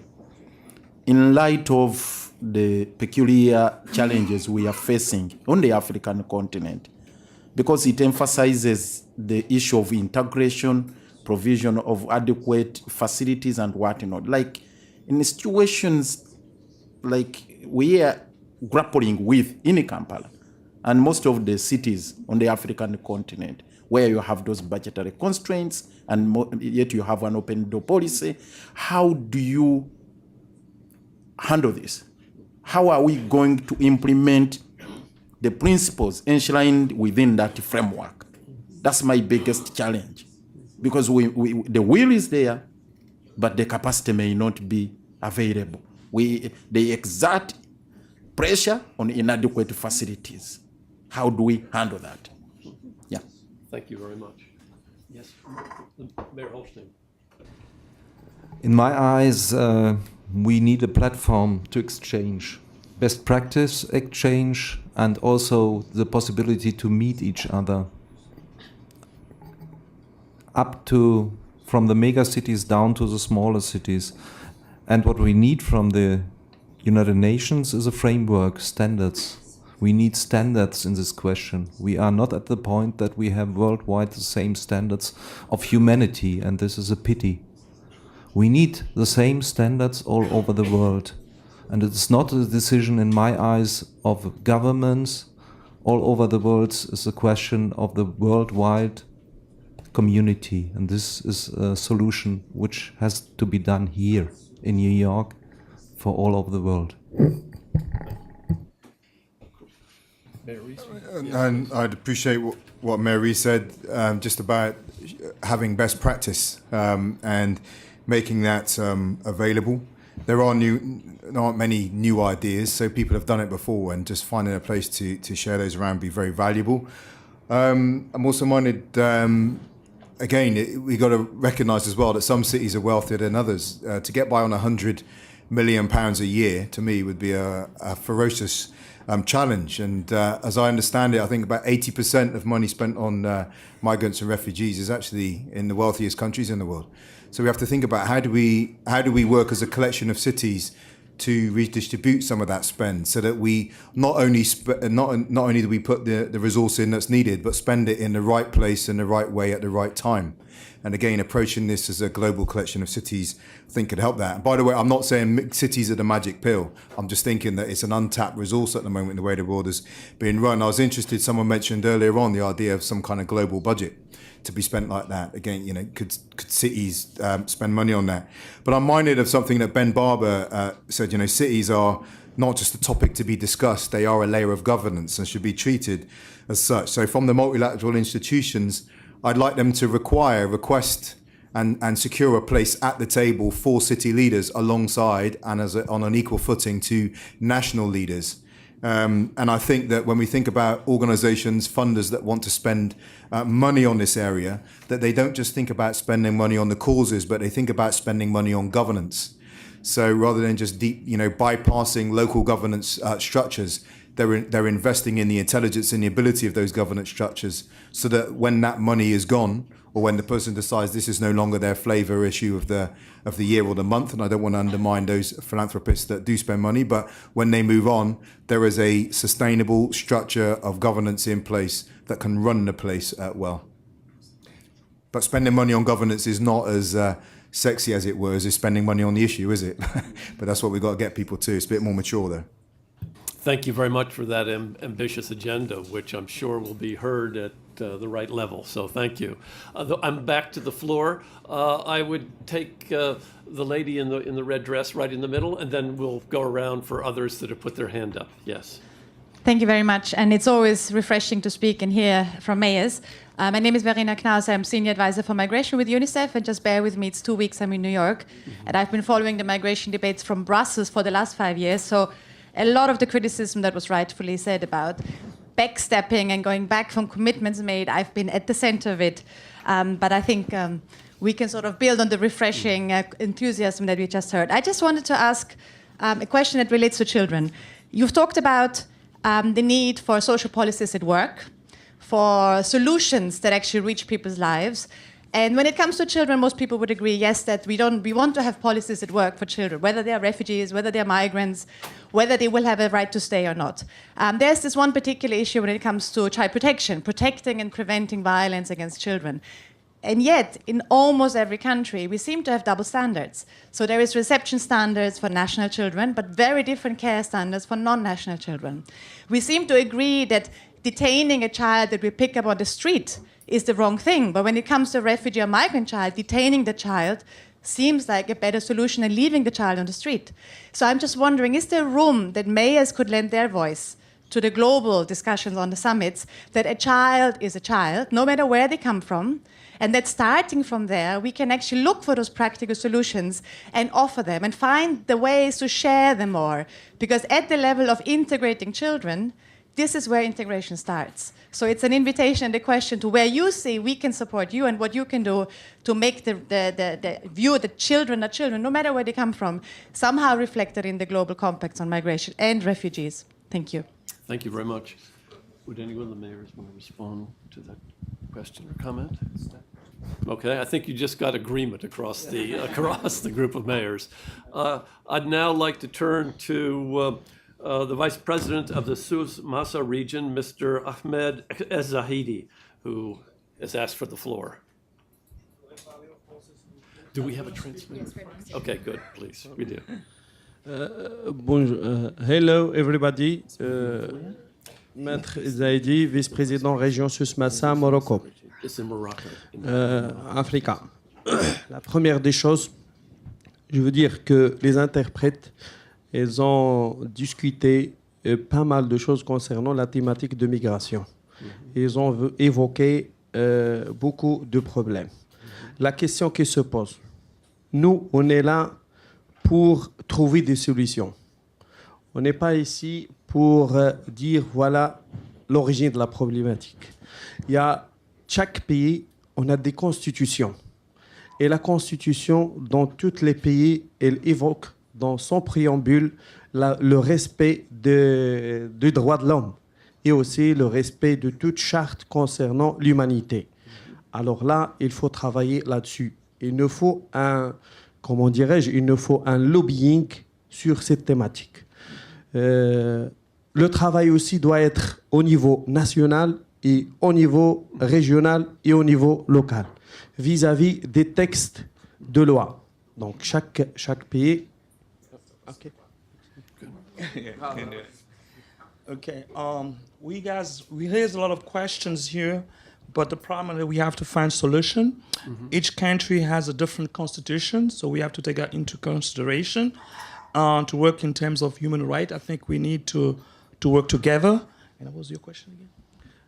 La question est comment chercher un lobbying pour la transformation de ces chartes en texte. Yeah. So the question is how to find lobby to resolve the question, to find a solution to the issue. And is it on the field? Sur le terrain? On the field. Yeah. At a national level. Okay. Une autre chose. Il ne faut pas oublier, on parle de la migration. On a les immigrés de retour. Aussi, il faut trouver des solutions pour les immigrés de retour. Don't forget we have immigrants that are coming back. We have to find a solution from them as well. Good. Thank you very much for those comments. I think we're being asked to make suggestions about how at the local level one can achieve a voice that will be heard at the global level. What sort of strategies, techniques, styles will enable that voice to be heard? And particularly an attention to a question that's sometimes neglected but is very important, which is returnees to go back to their countries. Do any of the mayors have any suggestions on that particular issue? Yes, please. I think that that the best path is action, because action, when you take on this issue, whether it is turning your libraries that are typically dispersed throughout cities into places that interact with foreign individuals, or whether you're protecting certain policies from notarios or people who use notaries inappropriately. Every time a city acts somewhere in the world, they create a path that can be replicated, and it shows will. And the best thing about being a mayor, and I've been at this about 7 years, is if you get a phone call from another mayor, you typically answer it, and you will provide the best knowledge and staff to your mayoral colleague. I mean, this is like Coca-Cola calling up Pepsi and saying, hey, what's your best drink? And you sending your team over and trying to help Pepsi. I'm just trying to put it in a frame, being from Atlanta, that folks will remember. So I think that when people act decisively, the things that work, we need to record and we need to talk about, which is why meetings like today are important. And then other leaders around the world need to feel very comfortable engaging and asking for help. So one of the conversations that we're having as a sidebar here is a global parliament of mayors that's taken on this challenge. And that will create the safe space to talk about these things just in a transparent way. I know my friends who are in government know what it is just to be able to pick up the phone and call somebody that's dealing with what you're dealing with. I can't say how much time that takes off the problem. So action, action, action. Record the results. Save the results. Share the results along with your team. And I think that's a real force multiplier. With my experience of 18 years as mayor, it is that you locally knew your neighbors on a government level, in your state, your friends and other mayors who make best practice, but you even know in European Union nobody who is doing on a small and medium-sized town a good practice in Spain, for example, or in Italy. Therefore, we need a platform, that's first, and the second one, at an advisor structure to build a community, a parliament of mayors of bigger and smaller towns, and to give a political voice to the cities. It's necessary. And if Benjamin Barber is right with his picture that mayors, and it's not the mayors or mayoress, it's the people rule the world. It's more basic, it's more democratic, and we get new functions as governments and even on the multinational level. Thank you very much. I'd now like to turn to the Vice Mayor of Paris, who indicated a willingness to speak.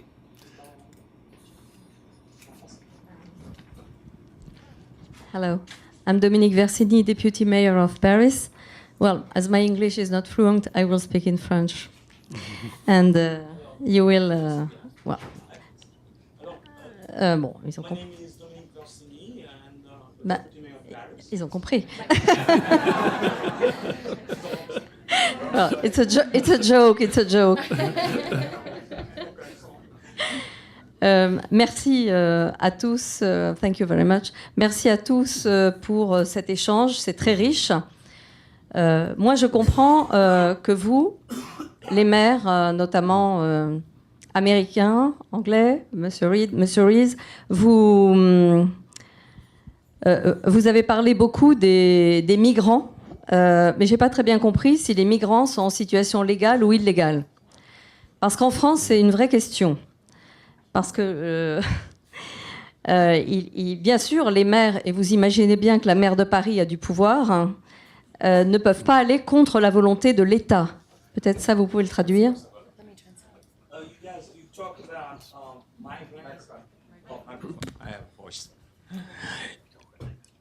I would like to thank you. So you guys talk about migrants. We'd like to know if they are legal or illegal, because in France it's different. En Allemagne, Monsieur le maire de Holstein, c'est vrai, vous avez accueilli 1 million de personnes, mais en réalité, c'est 650 000 qui sont restés. Il y a eu quand même des gens reconduits. Donc, c'est une vraie question. Je pense que...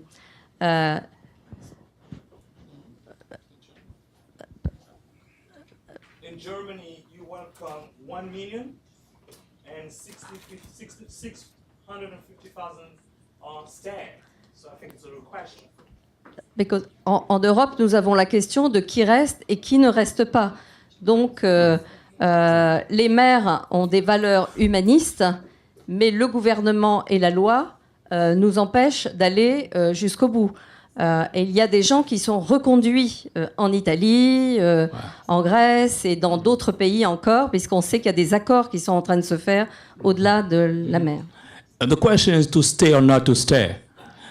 Some people are sent in other countries, like in Italy or Greece, and Afghanistan. And Afghanistan. Yes. Donc, effectivement, ma question est comment est-ce que vous faites par rapport à la loi ?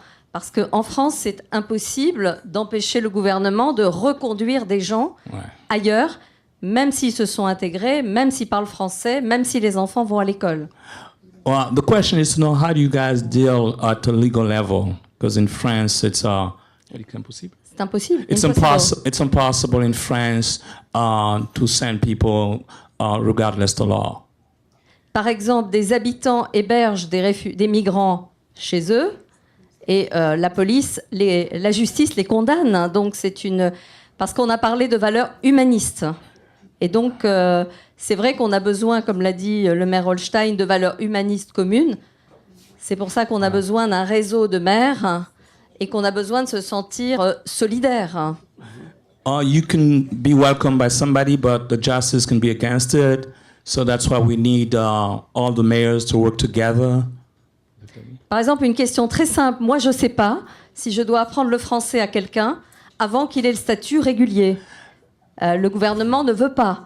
Nous, on le fait, mais vous voyez, c'est des questions assez simples.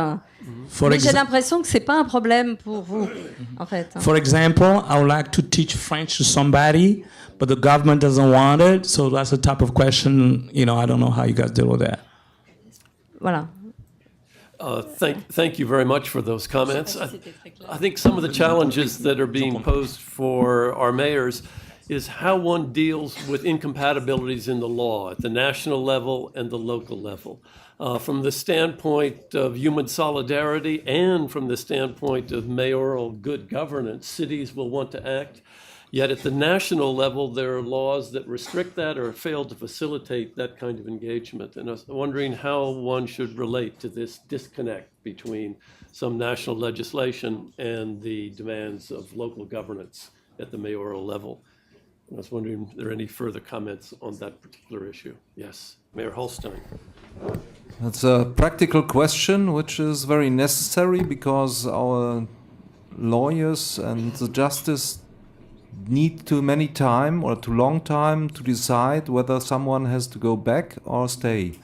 I think in the moment when people are coming to us, they have the right to be equal, treated equal, even their children. But it's not full sense if you allow someone to stay 8 years in a country and then to send him back. That's not sensible. It's not economic. It's not full of human rights. It's against human rights. You have to be faster. The problem, for example, in Germany is that we have no legal migration on a humanitarian base. So people are coming because of hunger and poor poverty to Germany and stay there and try to stay as long as they can to help their families abroad.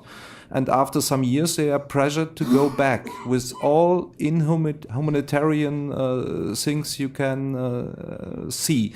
And that's the same in the whole Europe. And this is without sense, and there we need a solution, better solutions. No, but we are not talking about the same person. I was talking about the new incomers that arrived in 2015, coming from Afghanistan, Sudan, and Eritrea. Because in France there are not many people from Syria, and I think there are two debates, and there is the debate of the migrants that are here from many years, from Morocco, Mali, and so on, and of course at the end they finish by stay in the country. But now, for my part, my problem is about the new incomers that arrived with the recent flux of migrants, and it's really a political question, of course, because they are not treated as the other migrants, the historical migrants from Africa, North Africa, and so on. It's different. The question is, if you are not, for example, put your hand at the, if you don't belong to the Dublin Agreement, you can't stay in France. You have to go back to Italy or to Greece. Yeah. It's the same in Germany.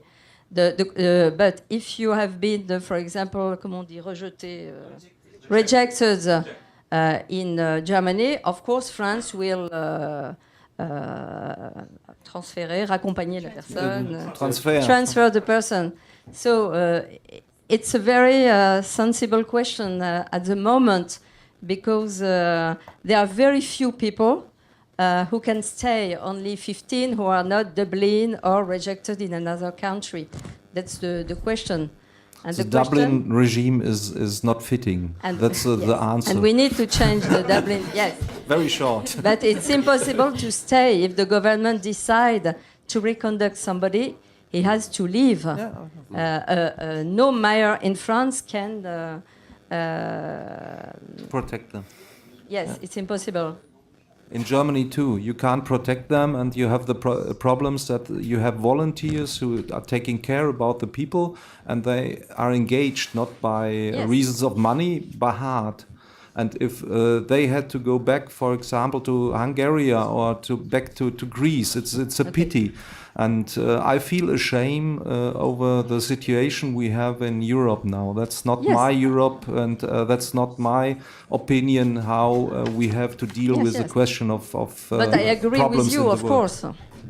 Great. Thank you very much. There are other questions and comments, I'm sure, in the audience, and I apologize to those that we have not reached. We've reached the point in our schedule where we need to move on. I'm going to turn over the chair in just a moment to my colleague, Dr. Colleen Thuez. I would say that the co-host of this meeting are those of us who you see on the logos at the top, but I would say that much of the real work and the success of this meeting has been done by Colleen and some colleagues here at IPI and my colleagues at Columbia, like Maggie Powers and others. But Colleen has been the Sadi Carnot, the organizer of victory of this particular meeting. And so I'm very pleased to turn it over to Colleen, who will moderate the next part of our panel this morning. Thank you very much, Michael. Thank you. And I did have prepared remarks, which I have to put aside, very inspired by the motion and the speaking from the heart from the mayors on this panel. Only to say that there are a few of us who have been working 6 or 7 years now at the United Nations to make sure that mayors' voices are heard on this subject. And this summit is a reflection of that work, and we're absolutely thrilled to have you here. Migration is a subject, obviously, of great importance at the United Nations, and we see it reflected now in the leadership of the United Nations by a Secretary General who formerly led the High Commissioner for Refugees. We heard from the President of the General Assembly just last week that migration is one of the top priorities for the Assembly this year. And the main organization that deals with migration, the IOM, is now a formal member of the UN system. What all of that means, we'll see, but we finally have a declaration, the New York Declaration that we've heard about this morning, that calls on the wisdom of cities, and states are finally turning to cities to hear what they have to say. We're very glad to tell you that the outcomes of this summit will be shared as part of the consultative process. That might be 19th century diplomacy, Mary's, but we still hold value very much in this multilateral world that we have, and the input that you city leaders can provide and share with the rest of us.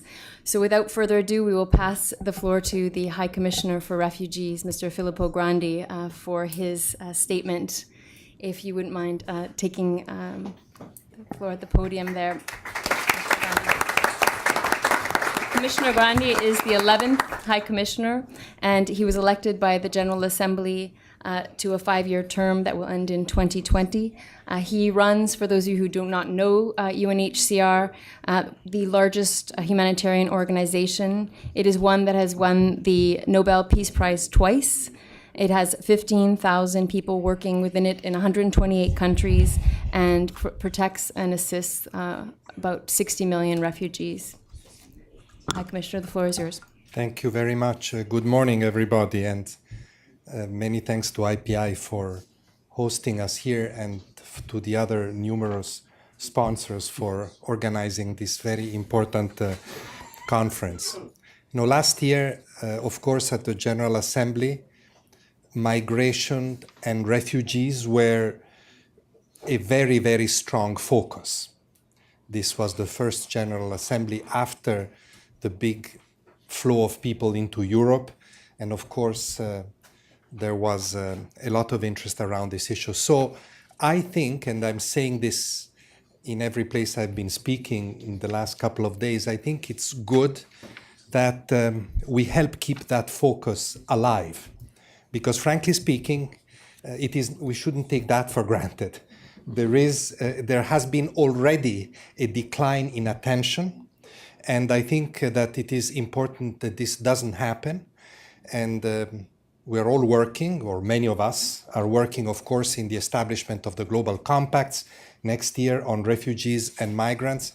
And in order for that process to be successful, we need to maintain interest and focus. So it's good that you have taken this initiative. forced displacement. I deal with one particular angle of that population, those population movements. Forced displacement is, of course, at its peaks since we started measuring it. We estimate about 66 million refugees, internally displaced people. So it's a large figure, it's many times bigger than it was, say, 20 years ago. And I don't need to tell you the causes that push people, conflict combined increasingly with other factors that make the management, make addressing those flows increasingly complicated. And I think it's also good that you're having this discussion on cities. In fact, I wish I could have spoken to you at the beginning. I'm sure that you've already gone into a lot of the things that I wanted to tell you, but let me say how important it is that you focus on cities. In fact, I came from Stockholm just 2 days ago where we had another discussion on cities, migration and refugees. So I think it's good that this debate takes place, because I don't think that cities are the new frontier of dealing with forced population movement, but the recognition that they are that frontier is growing. And that is important because I think cities need support, and cities can support how we deal with this matter. So the urban factor, we can say, and I talk about our angle of forced displacement, the urban factor is growing in so many different ways. I don't know what you have been discussing, but the last piece of discussion I heard was very much cities receiving refugees and migrants. Actually, the relationship between cities and forced displacement is quite complex if you think about it. Many of the people, of those 66 million, are people fleeing from cities, are urban people fleeing from cities with their own set of needs and challenges. Many times, many of them flee from cities that have been completely destroyed.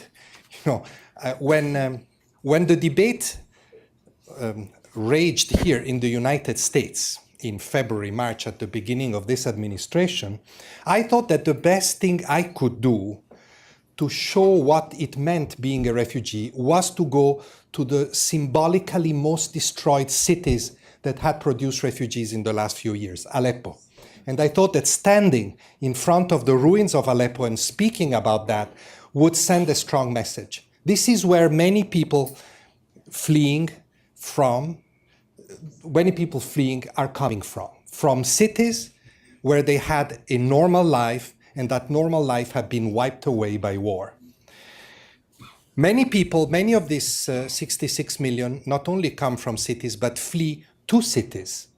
And of course, many of you here will think of cities in North America, cities in Europe. In fact, most of them flee to cities in countries that are poor or middle income. These are the cities that are most challenged by refugee flows. Many of those 66 million, hopefully, will return to their homes eventually when problems are resolved. And when they will return to cities. Returning to cities is a big challenge. We see this, for example, in Afghanistan. We see it in Somalia. Even people that do not come from cities, when they return to their countries, they go to cities. They become part of an urbanization program that poses, in the case of poor countries, deprived of resources, immense challenges of rehabilitation and reconstruction. And finally, even for people who do not go back, and this concerns many of you here, most of these 66 million, most of those of the 66 million that will not go back to their countries will settle in cities. So the cities are an important factor in the journey or the residence of these people that we're talking about. We estimate that of the 66 million, as we speak, 70 to 80% are located in urban center. And this, of course, poses all the challenges that you, especially the mayors, know very well. Challenges of identifying who the people are and where they are. Challenges of structures, public structures, education and health, that are burdened by an additional population, often with very particular needs, challenges of rejection on the part of communities hosting them that in their worst manifestations can become xenophobia and politically charged manifestations. I think that if you frame from the urban perspective the phenomenon of forced displacement, you realize that much of the traditional discourse on how you respond to population flow, to forced population flow, is dated. You know, ask anybody the first image that they have when they speak about refugees, they will tell you a refugee camp. In fact, it's a minority, a decreasing minority of refugees that end up in refugee camps. An increasing majority end up, in fact, in cities. So we need to really retailor, redesign our responses to this new reality. And what we have been really working on very hard in the past couple of years, especially in the discussion around the Global Compact, is to develop thinking and practices around inclusion. When you're not in a camp with dedicated services and basically isolated from the community, when you are in the community, especially in urban communities, the most important form of protection that you can offer to people arriving, fleeing from war, from persecution, from violence, is to make sure that as soon as possible, and you know that very well, they are included. And inclusion needs appropriate policies on the part of the cities, a legal frame to the extent possible. I think this is what the deputy mayor of Paris was alluding to, and adequate structures. You know, a lot of this thinking around these issues was conducted around the Syria crisis. The Syria crisis was a turning point in so many ways, not only because of its size, 5 million refugees, 6 million displaced, not only because of its seemingly intractable character, but also because so many, or a number, not so many, a number of the Syrians moved on towards Europe, leading that big flow of 2015 and 16. This actually was a rather dramatic phenomenon. It had some negative effect, but it also helped frame the debate in a different way around inclusion. Not only in Europe, which you're all experts on, but also inclusion in places where our people become refugees for the first time. For the Syrian crisis, this means Lebanon, this means Jordan, this means Turkey. And this is where the debate has flourished. This is where we have seen for the first time ever interventions of a different nature.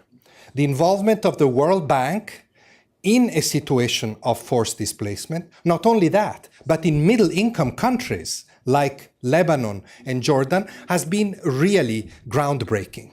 And it has focused on the areas that are most important for inclusion, education and employment in particular, with results that are still very mixed, but that are important precedents. I mentioned at the beginning that we are working on the Global Compact on Refugees. Now, the Global Compact on Refugees and the Global Compact on Migration, that will be its companion piece, rest on the New York Declaration of last year, which many of you will be familiar with, and rest on a number of key concepts. One of them being that responses to refugee crisis should be as comprehensive as possible. And we are testing the new model proposed by the declaration in countries that are very diverse, from Uganda and Ethiopia to countries in Central America, which I have just visited. And we're hoping to develop this model in places in Asia. As a matter of fact, I said yesterday to some colleagues in the UN that we should actually be testing that model in Bangladesh today to address the flow of refugees from Myanmar, the Rohingya refugees. This is where really we should do that. There are many complexities and many difficulties, but this is what we are testing now. Now, when we talk about comprehensive responses, we talk not only of involvement of a larger number of donors and actors, but also about a greater coalition of responders, not only as was traditionally the case before, governments, United Nations, and NGOs,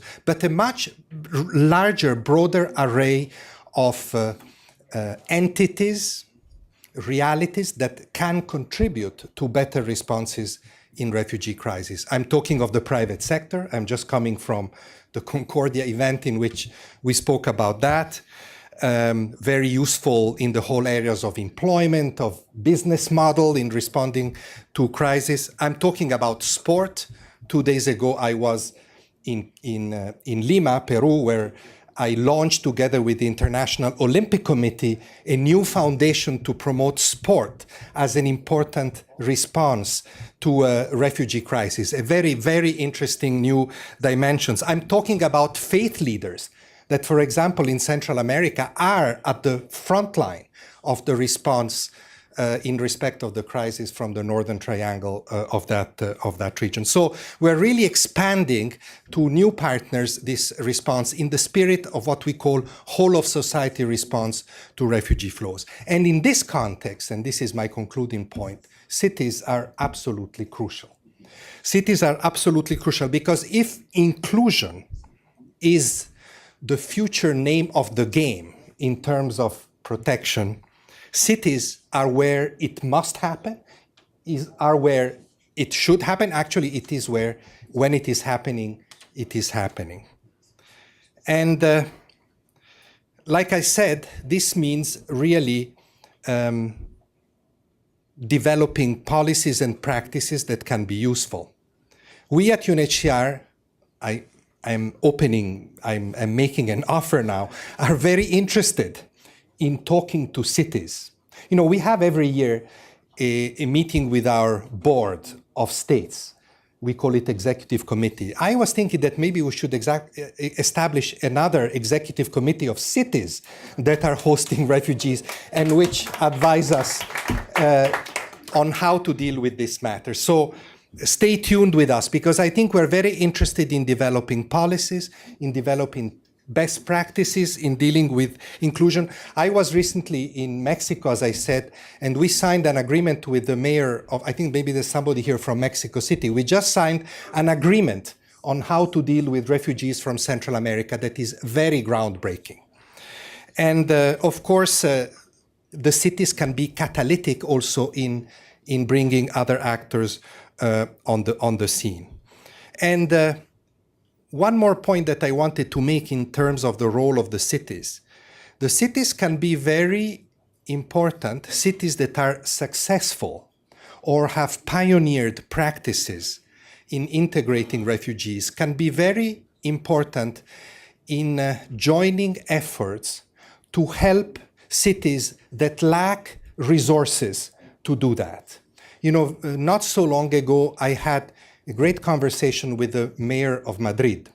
And she told me that she had been urging her government to do more in terms of helping refugees, but she was a bit frustrated by the lack of action. So she had decided to take things in her hands, not just in terms of creating structure to absorb refugees in her city, but also twinning her city with other cities, in particular in the Middle East, to bring resources and lessons learned to other places, to other cities in terms of absorbing refugees. It's there, like I said, that the problem is most acute, and I salute this initiative, and I hope that other cities will follow that example in sharing lessons and even resources.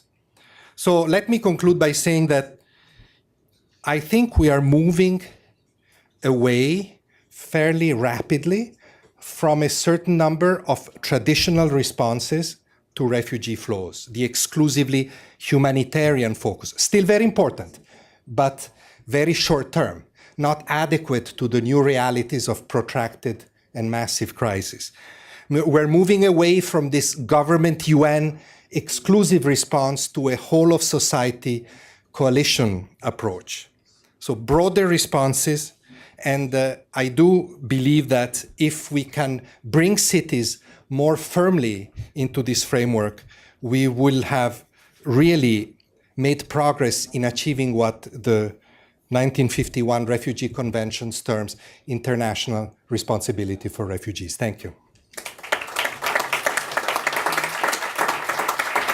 Thank you very much, Mr. Gondi, for those words. And I think this proposal of an ExCom of cities is one that we will certainly continue to lobby for, I think, as the Vice President of SUSMASA was saying. And it's interesting to hear some clever ideas coming from the mayor of Madrid, similar ideas from the mayor of Zurich, I understand, with Beirut. And without further ado, we will now hear from those who are responsible for the Migration Compact. We've heard from Mr. Grandi about the work being done for this compact or accord between states for refugees. And now we will hear from the two individuals, really, who are going to be shepherding the negotiations of states. First, the permanent representative, Ambassador Jürgen Lauber of Switzerland to the United Nations, who is also the chair of the Peacebuilding Commission. He will speak first, and then followed by Ambassador Juan José Gómez Camacho, who is the permanent representative of Mexico to the United Nations. Please, Ambassador Lauber. Thank you very much. It's a bit of a conundrum because we always speak with one voice. So I'm sorry, Juan Jose. Many thanks to IPI, everybody who's involved for this event, for doing it. I think it's a great event of bringing these people together and for giving us the opportunity to just say a few words. You know, as you heard, I'm from Switzerland. Switzerland has a total population of about 8.5 million. That's about roughly what New York City has. So I'm not quite sure if I have any credentials to talk to you as a city boy.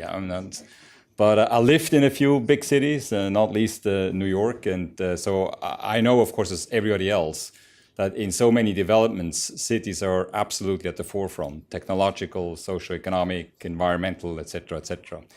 And also for migration, very much as the High Commissioner just pointed out, for refugees, in these whole movements, cities play a key role. They are what attracts large movements of people, but they're also they have to profit a lot from the talent and the diversity these people bring to the cities.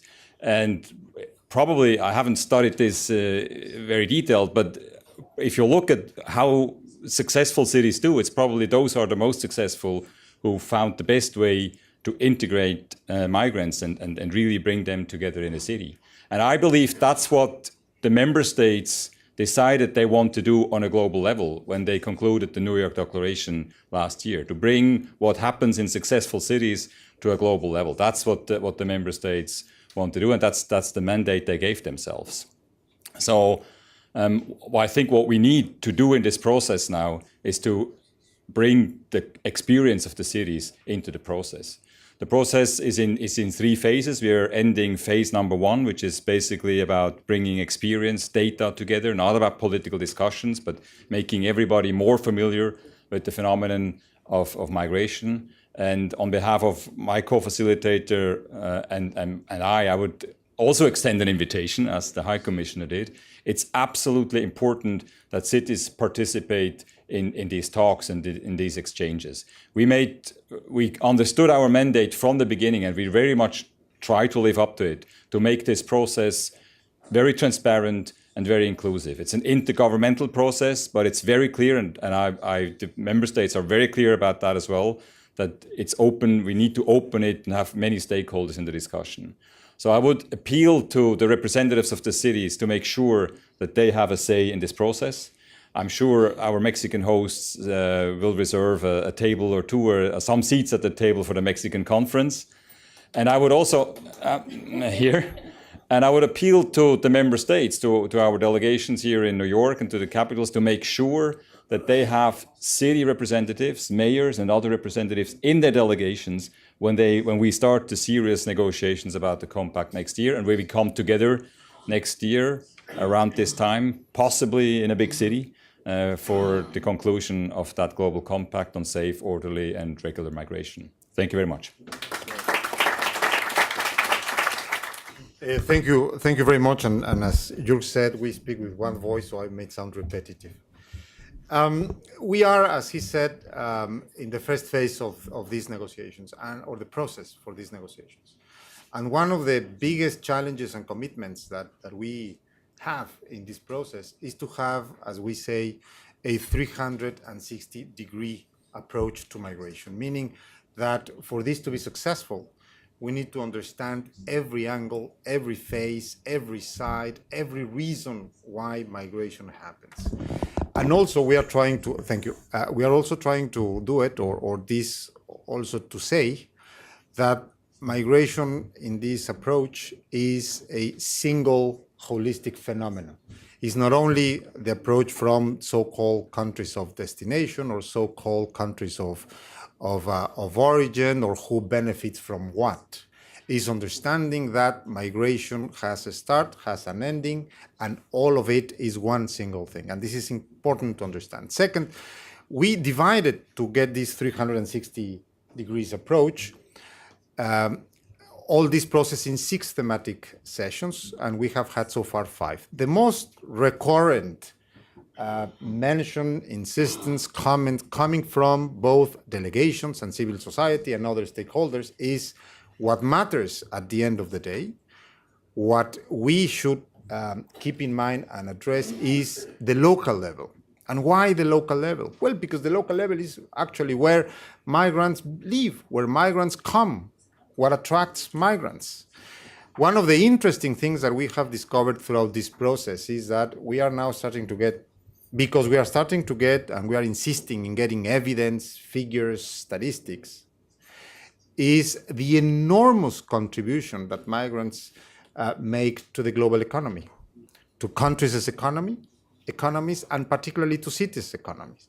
We now know that more or less migrants represent 3.3% of the global population, but they contribute with almost 9% of the global GDP, creating or producing almost $7 trillion every year. That's far bigger than the GDP of the vast majority of countries in the world. So this is the sort of approach we are having, and again, the cities play a fundamental role. And fourth, this, yes, is a negotiation that is governments-led. Yes, is a negotiation that will be decided by governments. There's no question. However, we all have decided, governments, that this has to be the most inclusive, the most transparent, the most open process possible, as far as we can. This means that, and because we are approaching migration in 360 degrees, that every stakeholder, every entity, every group that has anything to say, that has any participation in the phenomenon has to participate. And again, cities are fundamental. So I joined Ambassador Lauber in really encouraging you to get involved. Mayors are the ones that can explain the real or the reality on the ground of migrants. And second, please help us in getting evidence, in getting numbers, in getting figures. One fundamental aspect of this negotiation is, and this is why it's organized the way it is, that before we start to actually negotiate anything, we need to leave aside or leave behind perceptions, general impressions based on perceptions, and to negotiate based on evidence. Then we will disagree or agree. It's going to be tough, very tough anyway.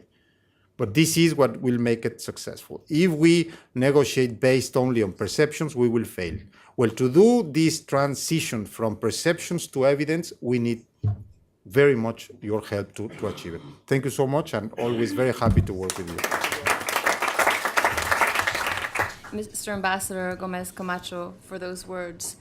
We heard at the beginning of this mayor's panel from Mayor of Bristol that this was a small group, a relatively small group, but it potentially had very big implications. And it already sounds from this short discussion that we've had many very concrete proposals on how to support, as Mayor Reid was saying, bold leadership amongst the group.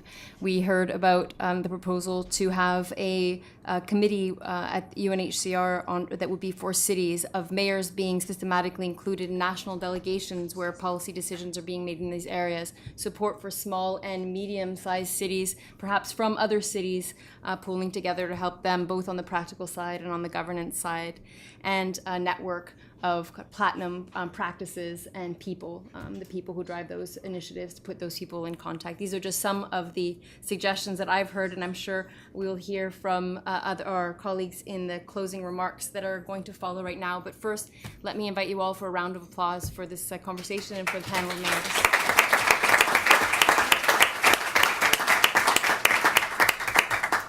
I'm going to pass the floor back to Michael Doyle. Before I do so, one housekeeping remark.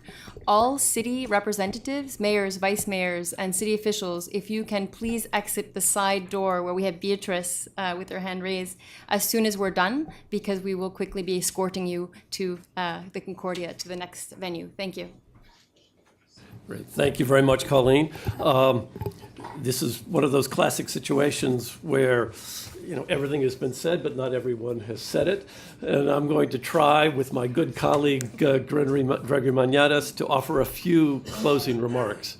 Gregory's going to join me in a moment in these closing remarks. I want to say how happy I am to have a partnership with Gregory. He is the leader of the International Migration Initiative at the Open Societies Foundation. Anyone who has been following the issues of migration around the world today knows what a crucial leadership role OSF has played in all of these negotiations. For the work that we do and for the work beyond this room, they have been pioneers in all of that. Gregory also, as a partner, has been a senior advisor to Peter Sutherland for, I think, almost 10 years right now. And Peter has told me repeatedly that he could not have taken the great role that he did over all these years in keeping the question of migration front and center in the global community without Gregory's help in all of that process. The Sutherland Report, which is in many respects a culmination of the great ideas that Peter and his team generated, owes a great deal to Gregory and his team that put it together in the writing. These are all Peter's ideas, but without Gregory and the team, it would not have come forward. And this is an inspiring statement on what can happen in migration. So in a moment, Gregory's going to offer some closing remarks. My closing remarks are very simple. That is, what are the takeaways from this excellent conversation this morning? We all thank the four mayors here that spoke, those of you in the audience who provided ideas, Madame Arbour, President Robinson, the two facilitators who have so much work ahead of them in the next year and on whom we are all counting, and Mr. Grandi, who leads the refugee protection issue around the world. I think we heard that the mayors need a global engagement, and that the globe needs a mayoral engagement. That is the bottom line message that we heard. One of the most encouraging things Colleen just mentioned is the invitations that came from the global level to all the mayors. That is, from UNHCR to invite the mayors to Geneva, from the two compact facilitators welcoming the input from the mayors. And we know, and we've heard from the mayor of Kampala, and we know from other mayors, how important that the international community meet the kind of responsibilities that are embedded in the 1951 Convention. There may only be 3 words about international cooperation in the preamble to the 51 Convention, but those words are vitally important. We can no longer exist in a world where asylum is being provided, 85% of asylum is being provided by developing countries. We need genuine shared responsibility, and the mayors from the developing world have made that very clear. So that's what the mayors need from the global level. What the mayors can do for the global level is each and in every way as important. We've already heard that a network is being formed, right? It's called the Global Parliament of Mayors. That kind of a network is essential, that the conversations that are taking place here in New York today, tomorrow, continue to help inform policymaking amongst states and with international and multilateral organizations. That network is essential. So what should that network be doing? We've already heard. It should be doing a few things. It should be sharing best practices. That is, a great deal of learning is taking place around the world. We heard from Mayor Reed that the one phone, I might not be able to phone him up, but the phone call he will take is from a fellow mayor. And the mayors will listen to each other, and therefore framing a network where they can learn lessons from each other is a very important takeaway, I think, from these meetings. And one hopes that it becomes part of the agenda for the Global Parliament. It's not just enough that lessons be shared. They need to be gold standard or platinum standard. That is, there needs to be some voice that says, this is really working here. Here are the ones to pay attention to, and here's why. And we heard this from the mayor of Altena. He would like that kind of guidance, a place that one can go to for the kind of information that's useful in tackling all the problems at the local level. So this learning platform is absolutely vital. The other thing that learning platform, I think, needs to affect is an ability to enhance both the voices of mayors so that they become the word, a sort of a new sovereignty or a participation in sovereignty is going to make our governmental representatives here a bit neuralgic, it has to be said. So let's translate that into a new voice that gets heard in an effective way to deal with the genuine problems that mayors themselves face. I think that's absolutely essential, and we heard that message. And the last point that I would emphasize as a takeaway is the importance of solidarity. That is, that many cities in the world do not have the resources of an Atlanta or even an Altena and not a Bristol. And those cities are the ones that are in the deepness of their hearts experiencing the kind of need for responsibility sharing that we've heard from the mayor of Kampala. I've just got a message. The Global Parliament of Mayors is meeting this coming Sunday to Tuesday in Shostok. And so this were their outcomes that are already taking place. So thank you very much. I want to now turn it over to my colleague and good friend, Gregory Maniatis, for some further closing remarks. Thank you. That was, Michael's praise was far too fulsome, but thank you. And it reminds me that the really first thing I'd like to do is just lead off with my thanks to the people who made this possible. Whatever I do is really a function of what their incredible talents are, I think. First of all, IPI, thank you for hosting and co-organizing this event for us. Michael, thank you for being such a great partner over many years with Peter Sutherland. Your team at the Columbia Global Policy Initiative, Maggie Powers and Emma Borges, have been indispensable in organizing this morning and also this afternoon, where we'll continue at Concordia.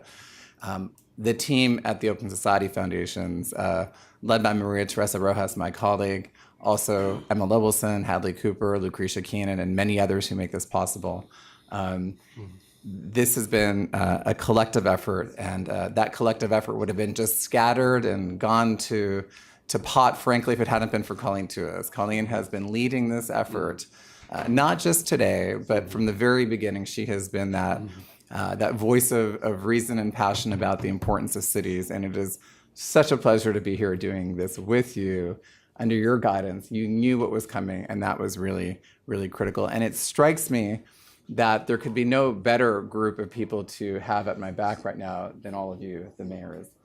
What you said today brought tears to my eyes, I'm sure to other people's eyes, and it reminded me of what mayors have more than perhaps anyone else, which is you can see into the future. You can see into the future because you are living people's lives with them, alongside of them. You are not distant. You're not in some faraway capital. You are there alongside of them. When you mentioned, Mayor Holstein, climate change and migration coming together, right? That's what you're seeing it. You're living it. You're experiencing it. You're hearing the stories of people who are fleeing because of climate. So first, I just wanted to say thank you to all of you for making this possible. Two other really quick points. We heard a lot of great ideas. We've heard a lot of really important experiences. You've just heard them recently. I'm not going to recap them. But I think that they reinforce this notion of cities as a layer of governance that needs to have respect at the UN level, at the national level. And I think that we're making headway there, and that hope that we can continue to do that. You heard also some good ideas. I'm just going to call out two of them, which I thought were particularly interesting. One was Ted Terry talking about the importance of Atlanta, that kind of force field of a large city that has a lot of experience, and what it can do as a hub, radiating out its experience and drawing in those smaller towns and cities around it. So if we can think about how cities of migration can become hubs of learning for smaller towns and cities around, I think that would be really quite extraordinary. We also heard reference in a couple different instances to the idea of a global fund to support refugees. Well, that global fund should go directly to cities. There should be a kind of option for cities to take in refugees, that if that local fund, that global fund is willing to support them, then the national governments should allow that to happen. I thought that was an interesting idea, and I'm really delighted that Filippo Grandi came and was, we were together in the morning, but that you brought up the notion of incorporating cities more firmly into the governance of UNHCR, and I think that's a critically important idea, and I hope that we'll also see that same kind of cooperation with the co-facilitators of the Global Compact on migration. And I'll just close by saying, really what struck me the most in listening to the mayors was the language that they used. It's language that's different than what you usually hear in multilateral settings, quite honestly. It is full of candor, as Mayor Reed said. It is full of humanity. It is authentic. As Mayor Reese said, mayors have to deal not in numbers but in lives. And that, I think, even absent the specific experiences, the specific best practices, having your voices there with their credibility, with their authenticity, is critical. So you mentioned, Mayor Reed, that we're being out-passioned. I don't think we were out-passioned today. And I don't think we're going to be out-passioned in the future. You're too busy to hate. You're too busy to do a lot of this work of figuring out where to plug into the international system. That's why we're there. And we, as the Open Society Foundations, are committed to making you part of the conversation at the national and the international level. And so we hope that you will be with us on this journey for a very long time to come. Thank you.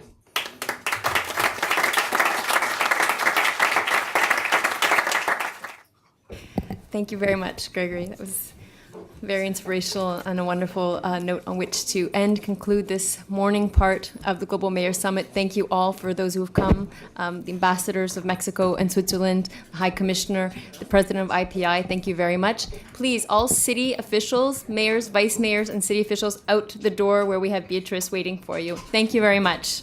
See many of you this afternoon.